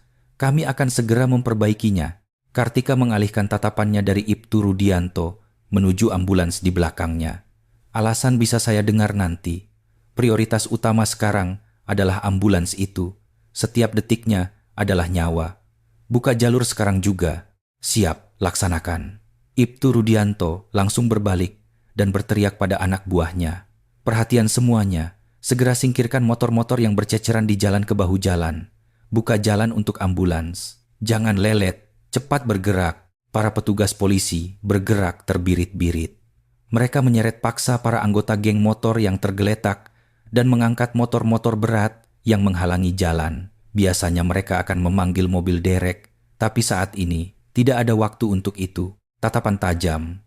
Kartika seolah menusuk punggung mereka. Para preman motor tidak paham apa yang sedang terjadi. "Woi bang, ibu itu beneran tentara? Kopassus?" tanya seorang anggota geng sambil gemetaran. Temannya yang pernah gagal masuk seleksi Bintara Pucat Pasi. "Goblok lo, baret merah, SAT 81. Kalau dia let call di sana, kita semua habis. Mereka itu pasukan yang tugasnya nangkep teroris. Kita tadi udah dicap sebagai musuh negara, bukan warga sipil biasa." Barulah saat itu geng motor sadar sepenuhnya betapa putus asanya situasi mereka. Mereka pikir mereka menggonggong pada seekor anjing kampung, tapi ternyata yang mereka bangunkan adalah harimau Sumatera. Otoritas kepolisian pun menunduk padanya. Kobra bergumam dengan tatapan kosong, matanya hampa. "Let call, perempuan itu. Let call, nggak masuk akal, hidup gue." Kata-kata seperti penjara, vonis, dan ganti rugi melintas di kepalanya layaknya kaset rusak. Ditambah lagi, jika lawannya adalah petinggi militer, koneksi orang dalam milik bapaknya tidak akan mempan. Setelah jalan terbuka, Kartika segera berlari ke arah ambulans. "Pak Jarot, jalurnya sudah bersih. Langsung berangkat sekarang." Sopir ambulans itu menatap Kartika dengan mata berkaca-kaca. Dengan tangan gemetar, ia mengacungkan jempol. Terima kasih banyak ibu. Jasa ini tidak akan pernah saya lupakan seumur hidup." Siti mengeluarkan kepalanya dari pintu belakang ambulans. Ia menunduk dalam-dalam ke arah Kartika. Tatapan matanya memancarkan rasa terima kasih yang tak bisa diungkapkan dengan kata-kata. "Mbak, berkat Mbak, anak saya punya harapan untuk hidup. Terima kasih banyak Mbak." Ucapan terima kasihnya nanti saja. Selamatkan anak ibu dulu. Dia pasti sehat kembali. Kartika menggenggam erat tangan Siti. Tangan Kartika terasa hangat sekaligus tangguh. "Ayo berangkat," teriak Bima. Ambulans itu kembali mengaum dan melesat maju menembus jalan. "Nino, Nino, Nino." Suara sirenenya kembali bergema, namun kali ini bukan seperti rintihan kematian, melainkan trompet harapan. Kartika terus menatap ambulans itu sampai menghilang dari pandangan. Menghela napas panjang seolah beban di bahunya terangkat. Namun tugasnya belum selesai. Saatnya melakukan bersih-bersih. Ia berbalik menatap komandan patroli polisi dengan mata yang kembali dingin. "Ibtu Rudianto." "Siap, Komandan." "Tangkap semua orang ini karena tertangkap tangan. Pasal yang dikenakan, perlawanan terhadap petugas, mengganggu ketertiban umum, penganiayaan dengan senjata, dan percobaan pembunuhan." Mendengar kata percobaan pembunuhan, para preman langsung menjerit ketakutan. "Percobaan pembunuhan? Kami cuma menghalangi jalan, Komandan." Teriak seorang dari mereka, merasa tidak terima. Kartika melangkah mendekati pria itu. Menghalangi jalur kendaraan darurat yang membawa pasien kritis secara sengaja hingga melewati masa emas keselamatannya, golden time. Itu sama saja dengan pembunuhan berencana. Apalagi kalian membawa senjata tajam dan melakukan penyerangan berkelompok. Kalau ini situasi perang, kalian sudah saya eksekusi mati di tempat. Logika Kartika yang dingin dan mematikan tidak bisa dibantah oleh siapapun. Ia menatap kobra yang meringkuk di aspal, dipenuhi keringat dingin karena sakit dan takut. "Tadi kamu bilang hukum itu nggak ada, kan? Kepalan tanganmu adalah hukum," tanya Kartika. Kobra hanya menunduk, tak berani menjawab. "Mulai sekarang, akan kutunjukkan padamu betapa menakutkannya hukum di Indonesia. Dan bagaimana negara memproses sampah-sampah sepertimu kalau instrumen penegak hukum berfungsi dengan benar? Kartika mengambil ponsel dari sakunya. Siapa nama Kapolda daerah sini? Oh, Inspektur Jenderal Irjen Prasetyo. Ya. Saat Kartika menggumamkan nama Irjen Polisi dan mulai mencari kontaknya, wajah Ibtu Rudianto berubah pucat pasi. Kapolda adalah dewa yang kedudukannya sangat tinggi baginya. Izin, Komandan. Apa tidak terlalu berlebihan jika menghubungi Bapak Kapolda langsung? Ibtu Rudianto memohon. Jika insiden memalukan ini sampai ke telinga Kapolda, Ibtu Rudianto bisa dicopot jabatannya. Kartika melirik sinis padanya. Ini bukan karena saya tidak percaya pada kalian. Kasus ini, kalau cuma diproses sebagai pelanggaran lalu lintas biasa, mereka cuma akan disuruh bayar denda lalu dibebaskan. Saya tidak bisa membiarkan itu terjadi. Harus ada hukuman yang jadi contoh. Kartika menekan tombol panggil. Telepon itu tersambung dalam beberapa nada dering. Siap, Komandan. Letkol Kartika Sari dari SAT, 81 Kopassus. Siap, Jenderal. Lama tidak berjumpa. Saya sedang cuti dan menemukan insiden mengganggu. Izin melaporkan. Siap. Di jalur lintas selatan. Benar. Sekelompok geng motor yang sangat anarkis. Tolong pastikan mereka dijerat dengan pasal percobaan pembunuhan. Usut sampai tuntas. Siap, saya saksinya. Dan sepertinya kinerja petugas polisi di lapangan wilayah ini perlu dievaluasi, Jenderal. Meski tidak menggunakan speaker, di tengah keheningan jalan itu, suara teguran dan bentakan dari seberang telepon seolah terdengar jelas. Siap laksanakan, Jenderal. Terima kasih, Komando. Kartika menutup telepon dan menatap Kobra dengan senyum sedingin es. Dengar sendiri kan, kalian sudah tamat. Mending simpan uang kalian buat nyewa pengacara. Oh, dan tenang saja. Saya pastikan kata damai tidak akan pernah terjadi. Barulah saat itu ketegangan benar-benar usai. Warga yang menonton bersorak-sorai dan bertepuk tangan. Wah, gile bener, mantap. Ini baru. Salam olahraga, keadilan ditegakkan. Hidup ibu tentara. Warga sibuk merekam Kartika dengan ponsel dan mengacungkan jempol.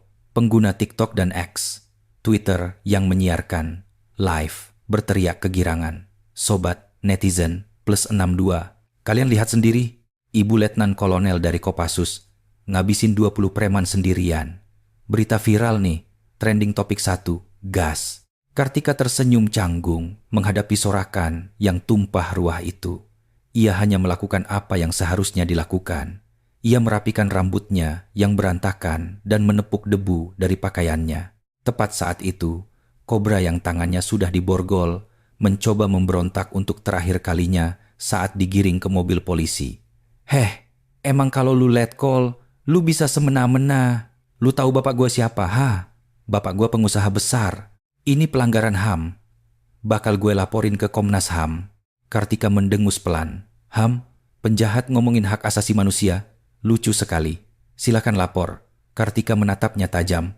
Tapi ingat satu hal. Di Kopassus, kalau musuh menyerang, kami tidak hanya mematahkan tulang mereka, tapi kami hancurkan jiwa mereka sekalian. Kartika membuat gestur pistol dengan jarinya, mengarahkannya pada Kobra saat ia didorong masuk ke mobil polisi dan berpura-pura menembaknya. Dor, Kobra terlalu ketakutan hingga tak mampu menjerit lagi. Sementara polisi membereskan TKP, Kartika berjalan kembali ke mobilnya. Sedan tua hitam itu masih menunggu di sana dengan damai, seolah-olah pertarungan brutal barusan hanyalah ilusi semata. Sebelum membuka pintu, Kartika menatap langit sore JLS. Semburat oranye dari matahari terbenam memantul indah di atas laut, seolah menghapus keringatnya dan membersihkan jalanan dari darah kejahatan. Hari pertama cuti malah jadi berantakan begini, keluh Kartika. Tapi ada seulas senyum di bibirnya. Bahunya terasa pegal, entah karena sudah lama tidak melemaskan otot atau karena kelegaan telah menyelamatkan sebuah nyawa. Tapi satu hal yang pasti, apa yang dilakukannya hari ini bukan sekadar unjuk kekuatan fisik. Ini adalah peringatan keras bagi masyarakat yang mulai bobrok dan sebuah salam olahraga penuh keadilan untuk membela yang lemah.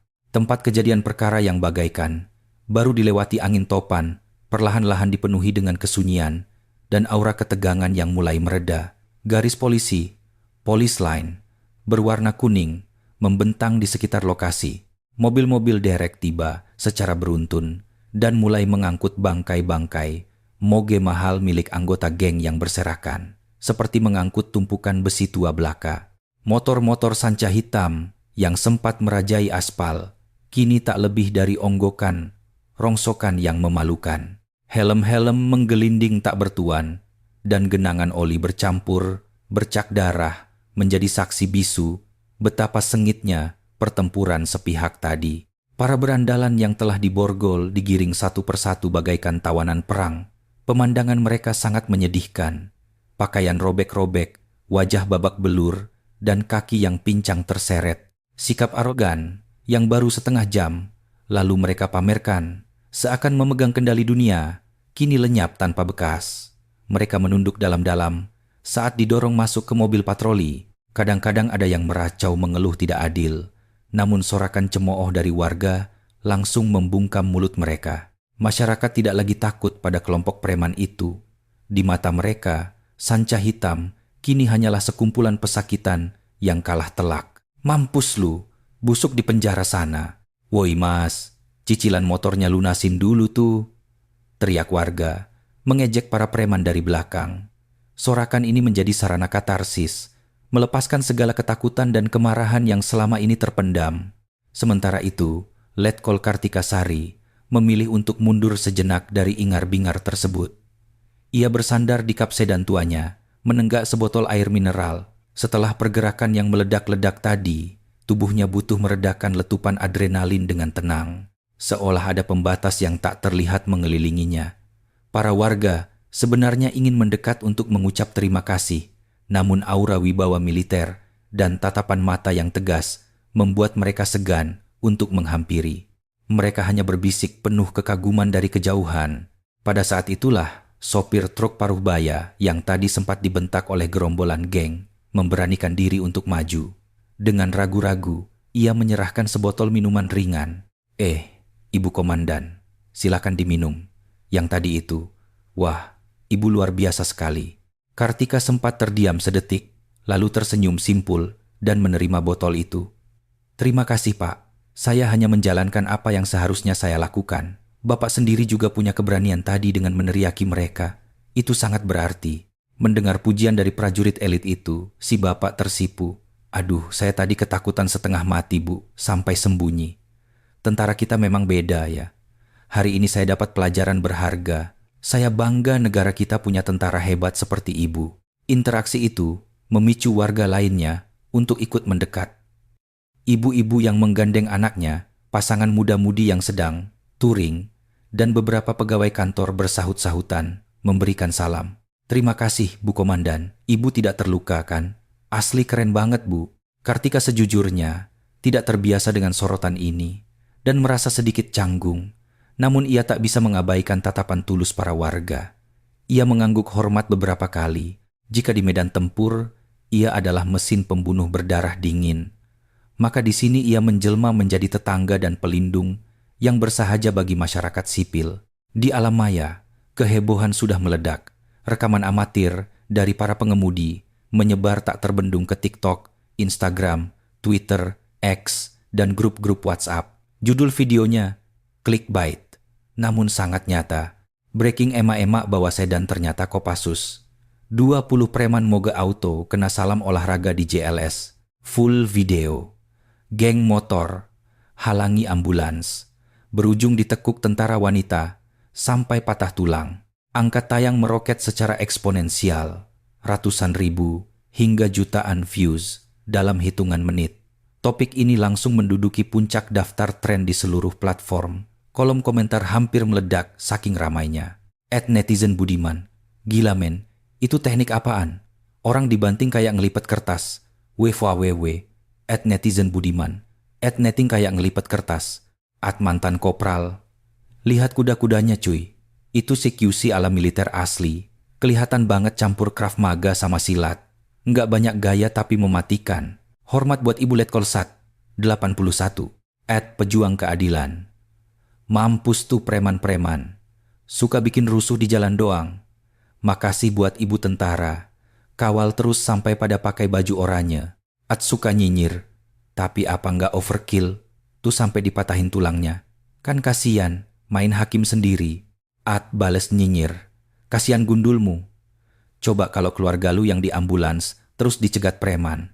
Lu masih bisa ngomong kasian. Itu pasal percobaan pembunuhan. Patah tulang mah belum seberapa. Opini publik berdiri kokoh membela Kartika. Kekecewaan masyarakat terhadap lemahnya penegakan hukum terhadap aksi premanisme jalanan selama ini akhirnya terobati oleh keadilan instan ala salam olahraga yang dipertontonkan Kartika. Video itu bagaikan hujan deras setelah kemarau panjang. Ruang sentra pelayanan kepolisian, SPKT, Polres Gunung Kidul, nyaris lumpuh. Panggilan telepon dari warga, wartawan, dan jurnalis media nasional tak henti-hentinya berdering. Stasiun TV mulai mengirim reporternya, dan para kreator konten cyber begar berbondong-bondong menuju lokasi demi engagement. Ibtu Rudianto menghapus keringat di dahinya sambil menghampiri Kartika. Mohon izin, Komandan. Wartawan mulai berdatangan. Sebaiknya ibu segera meninggalkan lokasi. Kami mengerti prosedur militer tidak menyukai terekspos ke media seperti ini. Kartika mengangguk setuju. Ia bukan sedang berakting film, superhero, dan wajahnya yang tersebar di media bisa membahayakan operasi penyamarannya di masa depan. Baik, sisanya saya serahkan pada kalian. Dan untuk yang namanya Cobra atau siapapun itu, tolong kabari saya saat dia diinterogasi. Kalau perlu, saya akan hadir langsung. Siap, laksanakan.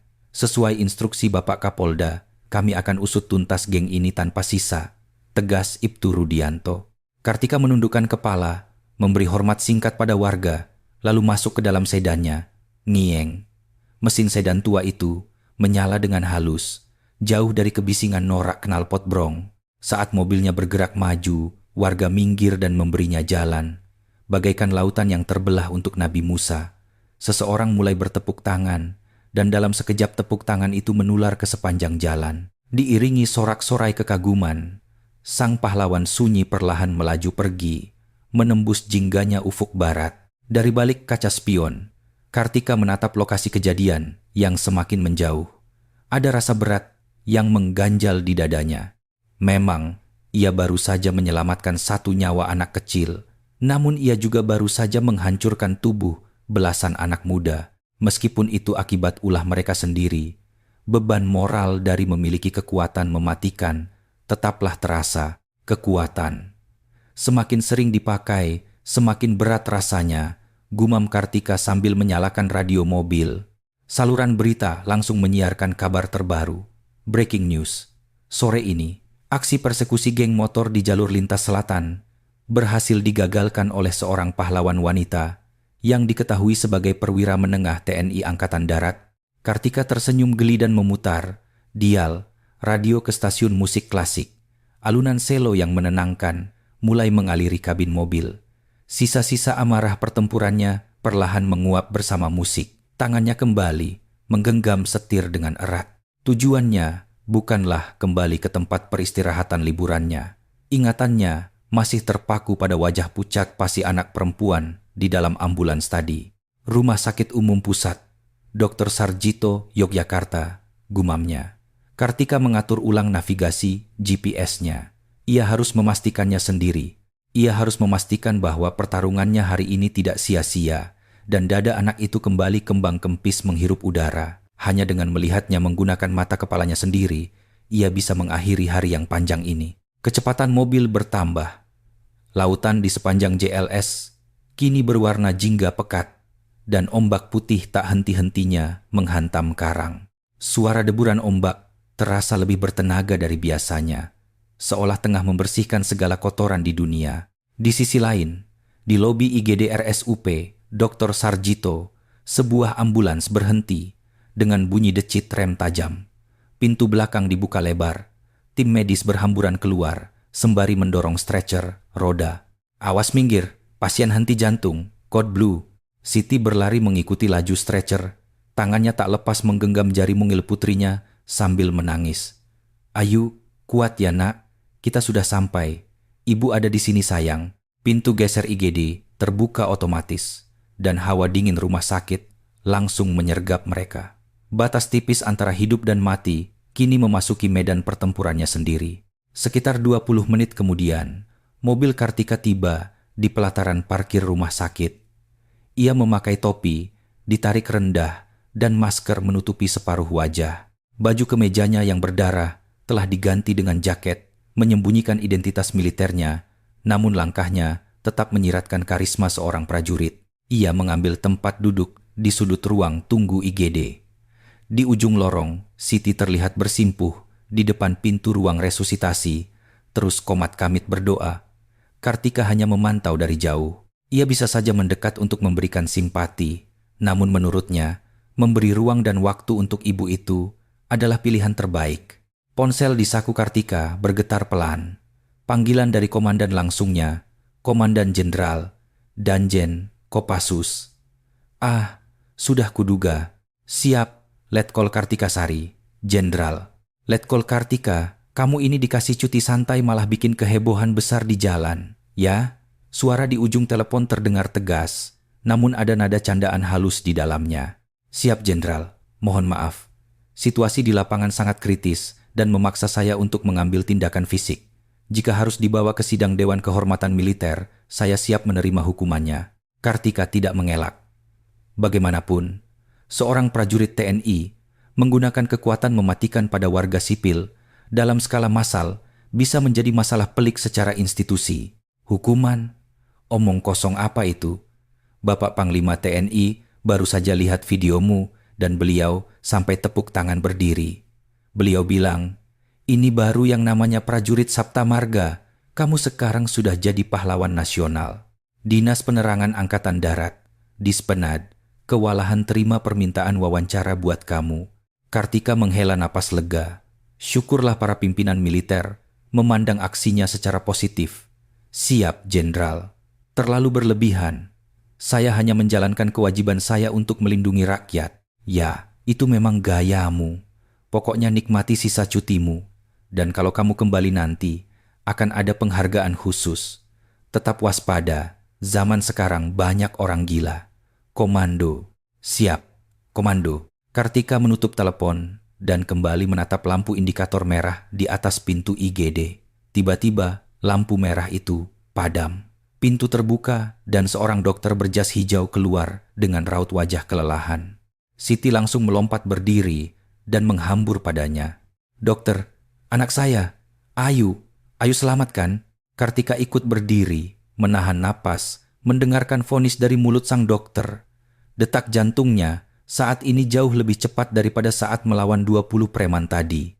Satu kalimat dari dokter ini akan menentukan makna dari semua keringat dan darah yang ia tumpahkan hari ini. Tindakan penyelamatan berhasil, ucap dokter sambil melepas maskernya dan menyeka keringat. Wajahnya kelelahan, tapi tersirat kelegaan yang dalam.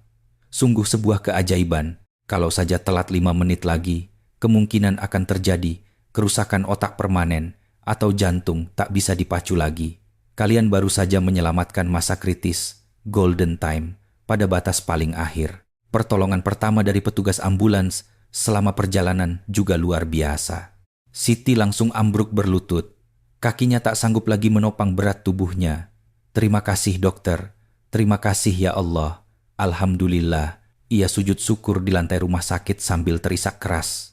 Tangisannya bukan lagi tangis penderitaan, melainkan air mata kegembiraan seorang ibu yang berhasil merebut kembali nyawa anaknya dari bibir jurang neraka. Dari pojok ruang tunggu, Kartika perlahan melepaskan kepalan tangannya yang sejak tadi menggenggam erat. Kuku-kukunya bahkan meninggalkan bekas cekungan di telapak tangannya sendiri tanpa ia sadari. Ia mendongak menatap langit-langit rumah sakit dan melepaskan napas panjang yang melegakan. Dia hidup. Syukurlah. Kartika membalikan badan dan berjalan pergi tanpa suara. Tugasnya sudah purna.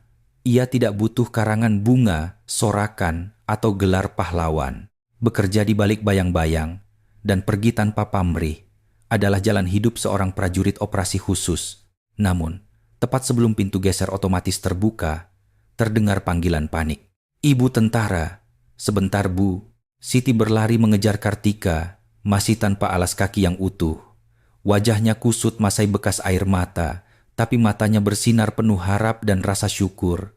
Kartika menghentikan langkahnya. Siti berdiri di depan Kartika dengan napas tersengal. Tanpa keraguan, Siti langsung bersimpuh dan hendak mencium tangan maupun kaki Kartika, membuat beberapa pengunjung lobi rumah sakit kaget. "Ibu, bangun. Jangan seperti ini." Kartika kaget dan buru-buru menarik kedua bahu Siti agar berdiri. Namun Siti tetap menunduk dalam sambil terisak. "Mbak, berkat Mbak, anak saya bisa hidup. Kalau bukan karena Mbak, hari ini saya pasti sudah gila. Saya nggak tahu bagaimana cara membalas budi sebesar ini, Mbak." Kartika menghela napas, menatap Iba, lalu menggunakan tenaganya untuk memaksa Siti berdiri. Ia lalu menyeka sisa air mata di pipi Siti dengan sapu tangannya. "Ibu, dengar saya. Langit memberi mukjizat karena ibunya tidak menyerah dan terus berjuang untuk anaknya. Saya di sana cuma kebetulan saja membukakan jalan. Sekarang kembalilah ke sisi putri ibu." Begitu dia sadar, yang pertama kali dia cari pasti ibunya. Mendengar kata-kata yang menenangkan itu, air mata Siti tumpah lagi. Sebelum beranjak, Kartika menyelipkan selembar kertas memo berisi nomor telepon ke telapak tangan Siti. "Itu nomor pribadi saya. Kalau nanti ibu butuh saksi selama proses penyidikan di kepolisian, atau kalau keluarga preman-preman itu mencoba mengintimidasi ibu, telepon saya kapan saja. Saya yang akan turun tangan." Siti mendekap kertas itu ke dadanya layaknya jimat pelindung. Kartika memberinya anggukan pelan, lalu melangkah keluar, menembus pintu geser. Malam telah menyelimuti kota Yogyakarta. Udara malam terasa dingin menyusup ke pori-pori. Namun hati Kartika membara dan penuh kehangatan. Ia kembali menaiki sedannya. Sesi haru biru telah usai. Sekarang saatnya menuntaskan masalah-masalah administratif dunia nyata. Tujuan GPS-nya kali ini adalah markas kepolisian resor Gunung Kidul. Ia sudah menduga, pasti saat ini para orang tua berduit dan berkuasa. Dari preman-preman itu sedang mengamuk di kantor polisi, mencoba membebaskan anak mereka. Dugaannya tidak meleset seujung kuku pun. Ruang sentra pelayanan kepolisian di Polres layaknya pasar malam yang rusuh. Kobra dan anak buahnya memang dikerangkeng di balik jeruji besi sel tahanan, tetapi lobi depan penuh sesak oleh orang tua mereka yang memaki-maki polisi. "Anak saya ini salah apa? Anak muda wajar dong kalau lagi kumpul-kumpul motor terus jalanan jadi macet bentar. Lagian anak saya dianiaya sampai begini. Siapa yang tanggung jawab? Mana perempuan gila yang mukulin anak kesayangan saya?" "Hah?" Seorang pria paruh baya yang mengenakan kemeja batik sutra mahal menggebrak meja Ibtu Rudianto sambil menunjuk-nunjuk arogan. Pria itu adalah Haji Wiryawan, seorang taipan konstruksi lokal dan orang kuat di daerah situ, ayah kandung Kobra Bagas Wiryawan. "Bapak Wiryawan, mohon tenang. Putra Bapak ini bukan cuma kena tilang pelanggaran lalu lintas biasa. Dia terancam pasal berlapis, termasuk percobaan pembunuhan terencana." Ibtu Rudianto berkeringat dingin, mencoba memberi penjelasan sesuai prosedur. Namun telinga Haji Wiryawan sudah tuli. "Percobaan pembunuhan gundulmu, memang ada yang mati? Nggak ada kan?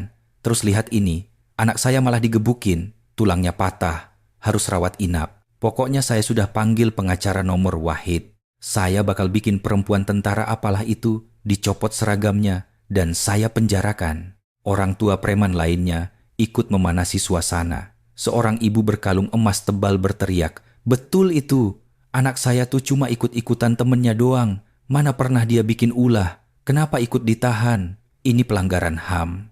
Saya bakal laporkan ke Propam dan Komnas HAM." Bukannya menyesali perbuatan biadab anak mereka, mereka justru dibutakan oleh keegoisan tingkat dewa, menganggap anak mereka adalah korban. Saat itulah pintu ruang SPKT terbuka dan Letkol Kartika berjalan masuk dengan tenang. Kedatangannya sama sekali tidak mencolok, namun hawa dingin mematikan yang terpancar dari tubuhnya membuat suhu ruangan anjlok drastis. Berbalut jaket yang menutupi kemeja kotornya dan rambut yang masih berantakan, ia tampak bagaikan monster yang baru kembali dari perburuan. "Itu dia, perempuan gila itu yang mukulin kita," teriak Kobra dari balik jeruji sel, wajahnya membengkak biru. Semua mata orang tua preman itu menoleh beringas ke arah Kartika.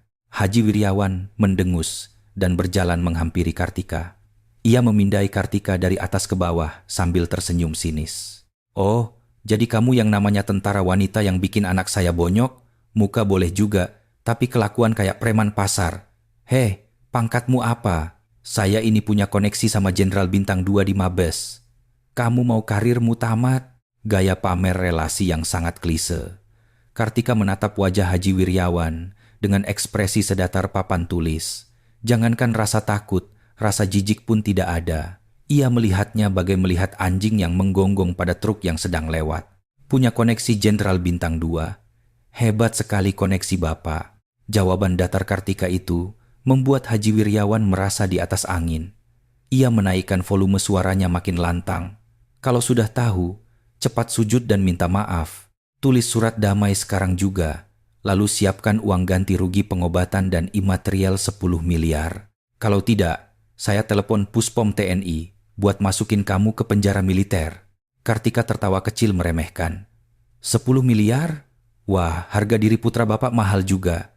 Tapi sayang sekali, saya tidak ada niat sedikit pun untuk berdamai. Ia melangkah perlahan mengabaikan Haji Wiryawan, menuju meja Ibtu Rudianto, mengambil berkas bab berita acara pemeriksaan yang sedang diketik, lalu membacanya sejenak. Heh, kamu ngabaikan omongan saya. Nggak ngerti situasi kamu ya. Haji Wiryawan berang, mengulurkan tangannya hendak mencengkeram pundak Kartika. Dalam sekejap mata, Kartika memutar lehernya dan menatap pria itu. Niat membunuh yang memancar dari matanya seketika membekukan Haji Wiryawan di tempatnya. Jangan sentuh saya. Kalau warga sipil berani menyentuh perwira menengah TNI tanpa izin, saya bisa pastikan Anda kena pasal tambahan penyerangan terhadap aparat militer. Suaranya tidak berteriak, tapi menggema, mengintimidasi seluruh penjuru ruangan. Dan Pak Haji Wiryawan, Anda nanti justru harus ngemis-ngemis supaya putra Anda bisa diadili di pengadilan sipil biasa. Maksudmu apa? Ngomong begitu? Haji Wiryawan tergagap dan mundur selangkah. Kartika mengeluarkan ponselnya, menyalakan mode loudspeaker, dan menekan nomor khusus. Terdengar nada sambung, lalu suara pria yang berat menjawab. Siap. Auditorat Militer Utama Mabes TNI, Letkol Kartika Sari, SAT 81 Kopassus. Saya sedang berada di Polres Gunung Kidul. Kartika berbicara dengan sangat jelas. Mulai detik ini, saya mengajukan permohonan pengambil alihan penahanan seluruh tersangka geng motor Sanca Hitam. Kartika melanjutkan, perkara ini melibatkan penyerangan secara berkelompok, menggunakan senjata tajam, dan niat pembunuhan terencana terhadap personel militer aktif.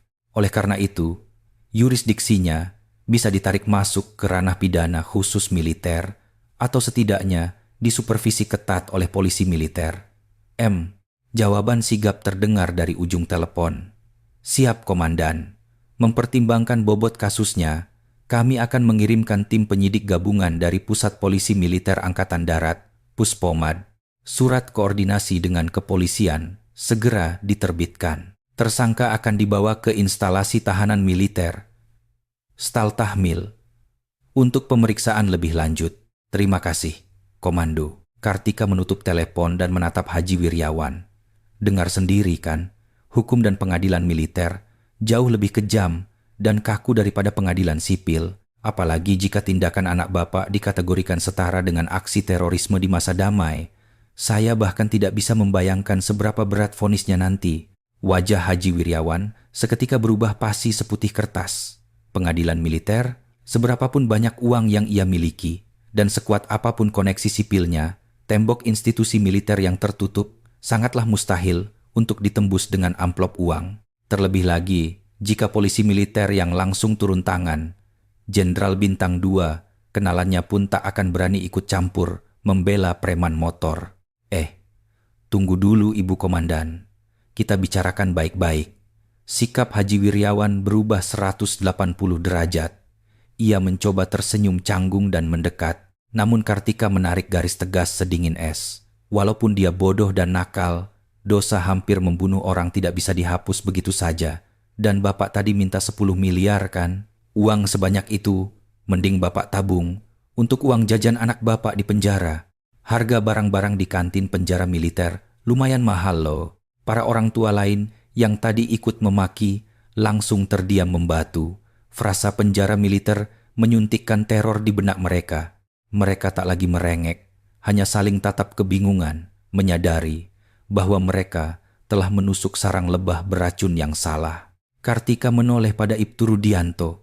Ibtu Rudianto, pastikan tidak ada satupun tersangka yang lepas atau dibawa keluar dengan jaminan sebelum tim polisi militer tiba. Jangan sampai ada tekanan dari luar yang membuat mereka lolos. Siap, Komandan. Nyawa saya jaminannya. Tidak akan ada yang bisa lolos dari sini, jawab Ibtu Rudianto dengan sangat lantang. Wajahnya tampak sangat puas, bisa membungkam orang-orang kaya sombong ini.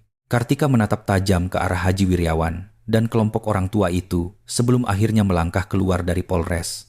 Sayup-sayup dari belakang terdengar jeritan Haji Wiryawan memohon, "Ibu Komandan, tolong maafkan anak saya, sekali ini saja." Namun Kartika tidak menoleh sedikit pun. Melangkah keluar dari gedung kepolisian, angin malam berhembus menyejukkan wajahnya yang memanas. Di langit, bintang-bintang bersinar terang benderang. Kekuasaan. Bagi beberapa orang, kekuasaan adalah senjata untuk menginjak-injak orang lain. Namun bagi Kartika, kekuasaan adalah perisai pelindung untuk menegakkan keadilan. Dan malam ini, ia merasa telah menggunakan kekuasaan itu dengan cara yang paling tepat. Kerucuk. Begitu ketegangan mereda, rasa lapar akut langsung menyerang perutnya. Jika dipikir-pikir, ia belum makan siang sama sekali. Kartika tertawa pelan dan menghidupkan mesin mobilnya. Cari gudeg atau bakmi godok dulu kali ya. Akhir cerita, sang pahlawan tidaklah megah atau dipenuhi sorotan lampu kamera, tapi jauh melebihi epilog manapun, terasa sangat kokoh dan melegakan. Ia melajukan mobilnya menembus kegelapan, bersiap kembali ke rutinitas warga sipil biasa, meninggalkan jejak keadilan yang tidak akan mudah terhapus. Malam di Polres Gunung Kidul terasa sangat panjang. Namun, akhir dari malam panjang itu tidak ditandai dengan kokok ayam, melainkan raungan mesin diesel berat dari kendaraan taktis militer. Lepas tengah malam, konvoi 3 truk polisi militer angkatan darat, pomad, dan sebuah SUV hitam tiba di pelataran Polres. Personel yang turun dari truk itu membawa aura yang sangat berbeda dari polisi biasa. Prajurit batalion polisi militer berseragam loreng hijau, lengkap dengan rompi taktis, helm, dan senjata laras panjang berbaris membentuk perimeter keamanan. Di antara mereka, seorang perwira hukum cek berseragam dinas rapi turun membawa koper berkas.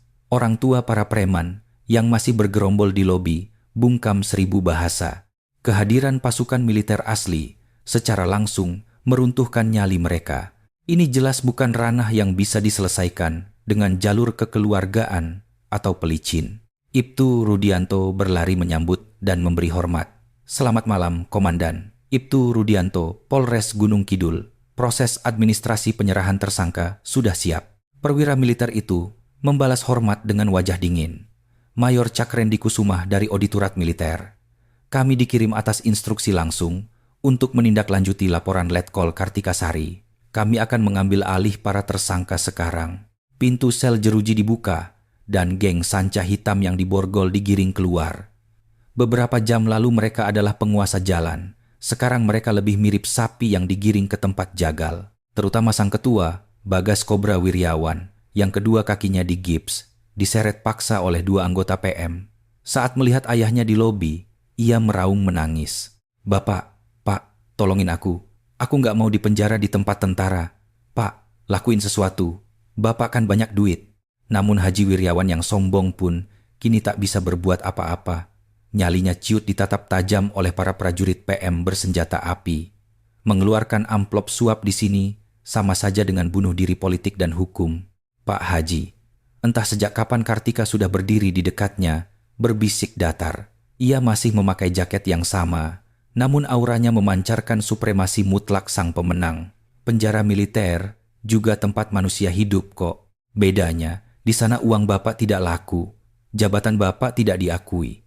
Ini tempat yang paling adil untuk anak Bapak introspeksi diri, menebus dosa-dosanya." Haji Wiryawan menggigit bibirnya sampai nyaris berdarah, menatap Kartika penuh kebencian, namun tak sepatah kata pun bisa keluar dari mulutnya. Ia dipaksa menelan ketidakberdayaannya saat melihat anak kesayangannya dilempar ke atas bak truk militer. "Berangkat," perintah Mayor Randy diiringi konvoi kendaraan PM yang perlahan meninggalkan Polres.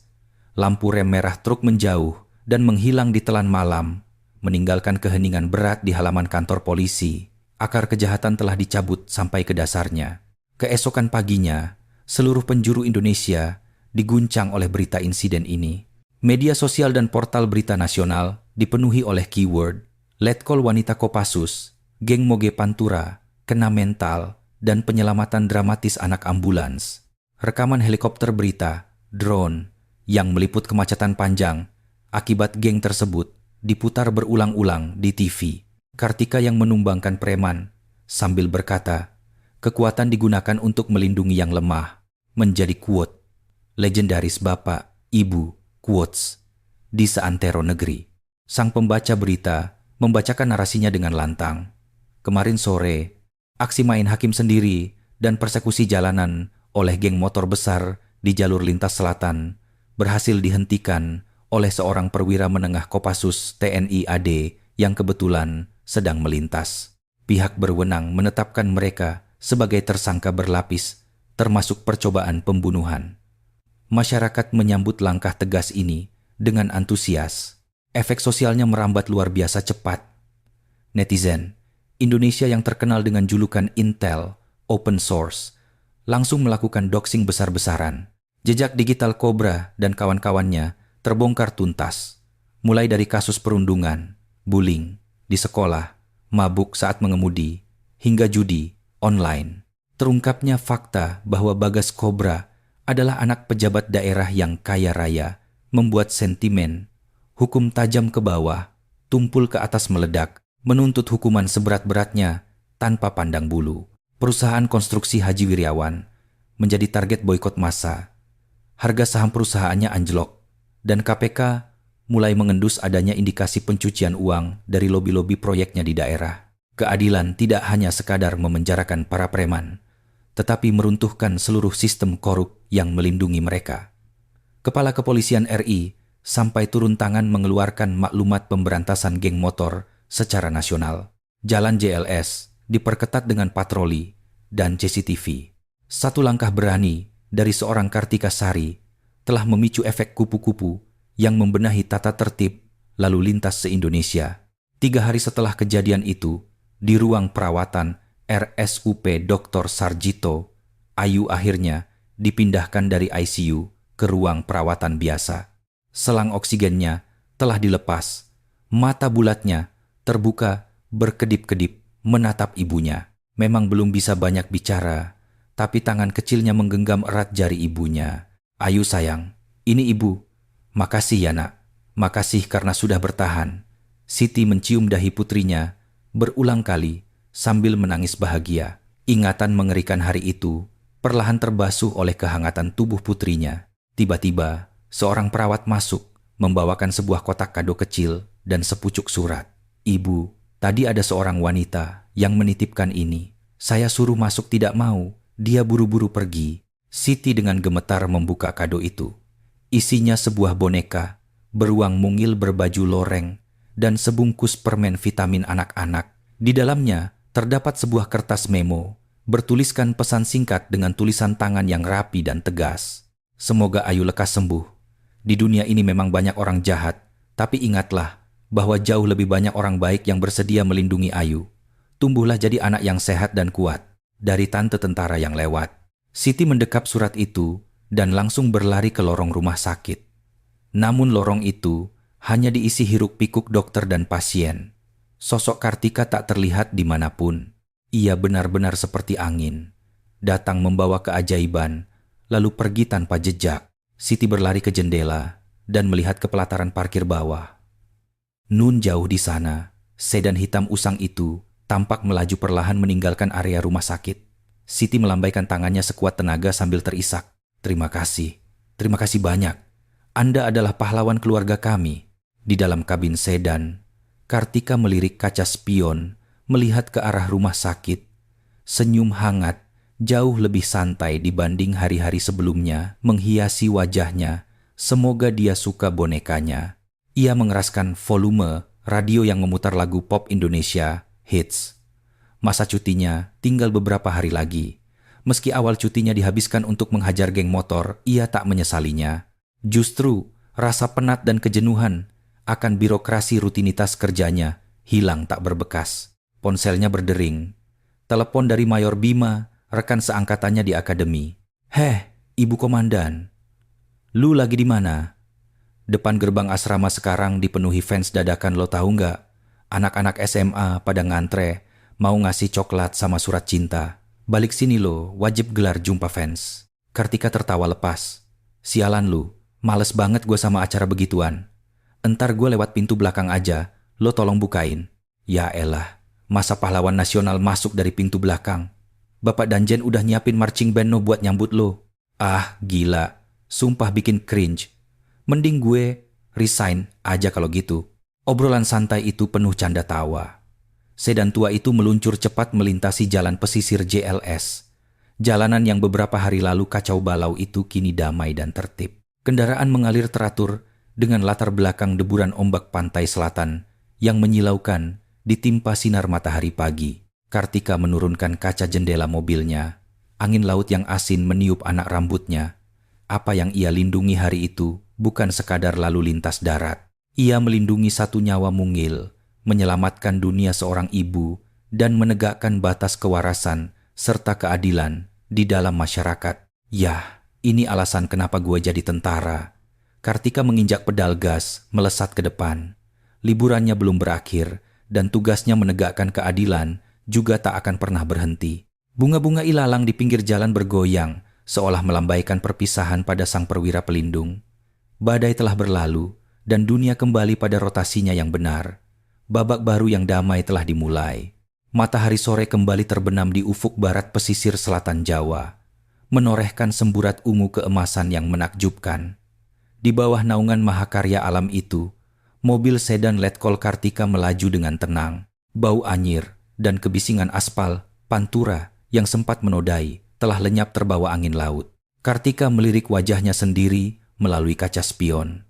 Wajah polos tanpa make up dari seorang perempuan kepala tiga, namun sinar matanya menunjukkan tekad baja yang tak terkalahkan. Nah, sekarang cuti beneran dimulai. Meski itinerari, liburannya berantakan, badannya pegal linu, dan kemejanya rusak, batinnya teramat sangat segar. Lebih segar dari perawatan spa mewah manapun. Radio mobilnya kembali mengudarakan berita sore. Update kasus geng motor Sanca Hitam. Kolaborasi auditorat militer dan kejaksaan sipil bergerak cepat. Pelaku terancam hukuman mati atau penjara seumur hidup atas percobaan pembunuhan terencana dan pengeroyokan aparat. Sementara itu, Pusat Pelaporan dan Analisis Transaksi Keuangan (PPATK) bersama Ditjen Pajak sedang mendalami gurita bisnis ayah, salah satu tersangka atas dugaan tindak pidana pencucian uang dan penghindaran pajak. Kartika mengangguk puas. Hukum sebab akibat, karma. Orang kaya yang mencoba menggunakan uang untuk menutupi kejahatan, justru dihancurkan oleh uangnya sendiri. Sang kobra muda akan menyadari bahwa keluar dari penjara nanti tidak akan ada lagi bapak berduit yang melindunginya. Ia harus merangkak dari titik nadir. Dunia ini belum kiamat. Buktinya, keadilan masih bisa ditegakkan.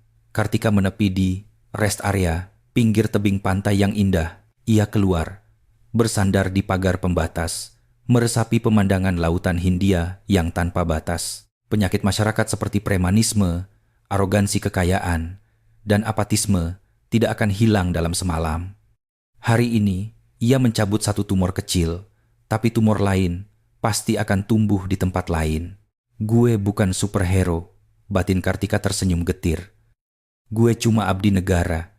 Tapi ia tahu lemparan batu kerikil yang ia buat hari ini telah menciptakan riak ombak yang besar. Masyarakat lebih peduli memberi jalan pada ambulans. Preman-preman berpikir dua kali sebelum membuat onar. Setidaknya, hari ini ia menang. Ponselnya berbunyi, notifikasi pesan WhatsApp dari Siti. Ia mengirimkan foto Ayu yang berbaring di kasur rumah sakit, tersenyum lebar sambil memeluk erat boneka beruang loreng pemberiannya. "Mbak, Ayu sudah sadar sepenuhnya. Dia nggak mau lepasin bonekanya. Waktu ditanya siapa yang kasih, saya bilang, ini dari tante tentara paling hebat di dunia." Ayu bilang, Kalau sudah besar dia mau jadi prajurit Kopassus kayak tante. Kami doakan Mbak sehat selalu. Mata Kartika memanas. Cairan bening yang tak pernah jatuh di kerasnya medan latihan tembak kini menggenang di pelupuk matanya. Jadi tentara itu capek, tahu, omelnya pelan. Tapi senyum lebarnya tak tertahankan. Tumbuhlah dengan sehat, Ayu. Bumi pertiwi yang akan kamu tinggali nanti, tante usahakan agar jauh lebih aman. Mendapat medali penghargaan termanis di hidupnya, Kartika kembali ke dalam mobil.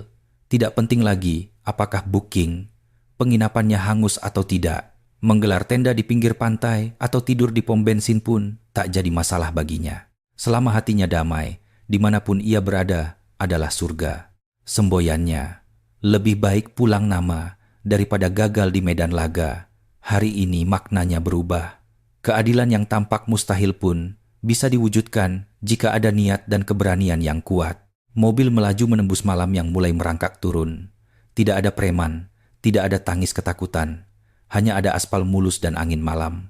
Letnan Kolonel Kartika Sari yang liburannya hancur tapi sukses menyelamatkan nyawa dan harga diri bangsanya akan terus dikenang sebagai legenda aspal pesisir, diiringi deburan ombak pantai selatan yang abadi.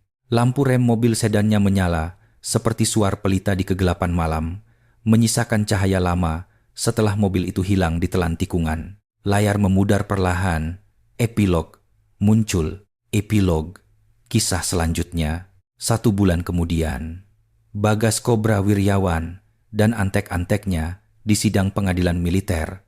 Koneksitas dijatuhi vonis pidana 7 tahun penjara. Mereka ditahan di lapas dengan pengamanan ketat. Wajib bangun jam 5 pagi untuk lari keliling lapangan dan menerima pendidikan bela negara yang keras. Gips di kakinya baru dilepas, tapi kini ia mengepel lantai penjara setiap hari. Ayahnya resmi jatuh bangkrut dan perusahaannya disita negara. Ayu telah pulih total dan kembali bersekolah, selalu membawa pin lambang baret merah Kopassus di tasnya. Cita-citanya tak berubah, menjadi jenderal pasukan khusus. Adapun Letkol Kartika Sari, ia dianugerahi bintang Dharma, tapi tidak hadir di acara seremonial karena memilih ikut lari lintas alam, membawa ransel berat bersama pasukannya.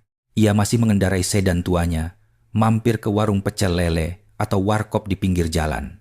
Namun kini, ketika ada yang tanpa sengaja mengenalinya di tempat peristirahatan, orang-orang akan melihat bayangan singa raksasa di balik punggung mungil wanita itu, lalu diam-diam mengangguk, memberikan hormat yang setulus-tulusnya. Pesan penulis, call to action. Halo sobat, kisah hari ini bercerita tentang preman jalanan yang hancur berkeping-keping di tangan seorang perwira TNI wanita SAK 81 Kopassus saat menghalangi ambulans. Gimana? Seru dan puas banget kan? Seperti pahlawan kita Ibu Kartika.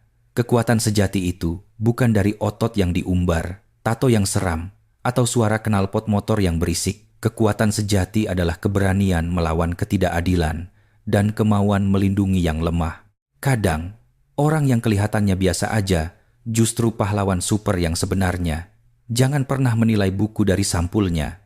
Selama masih ada orang-orang arogan yang suka pamer harta dan merugikan orang banyak, cerita salam olahraga penebusan keadilan ini nggak akan ada habisnya. Kalau cerita hari ini bikin hati kamu plong dan puas, jangan lupa tekan tombol like, share, dan subscribe channel kita, ya. Tulis juga di kolom komentar kalau kamu pernah lihat aksi karmic retribution, karma instan, kayak gini.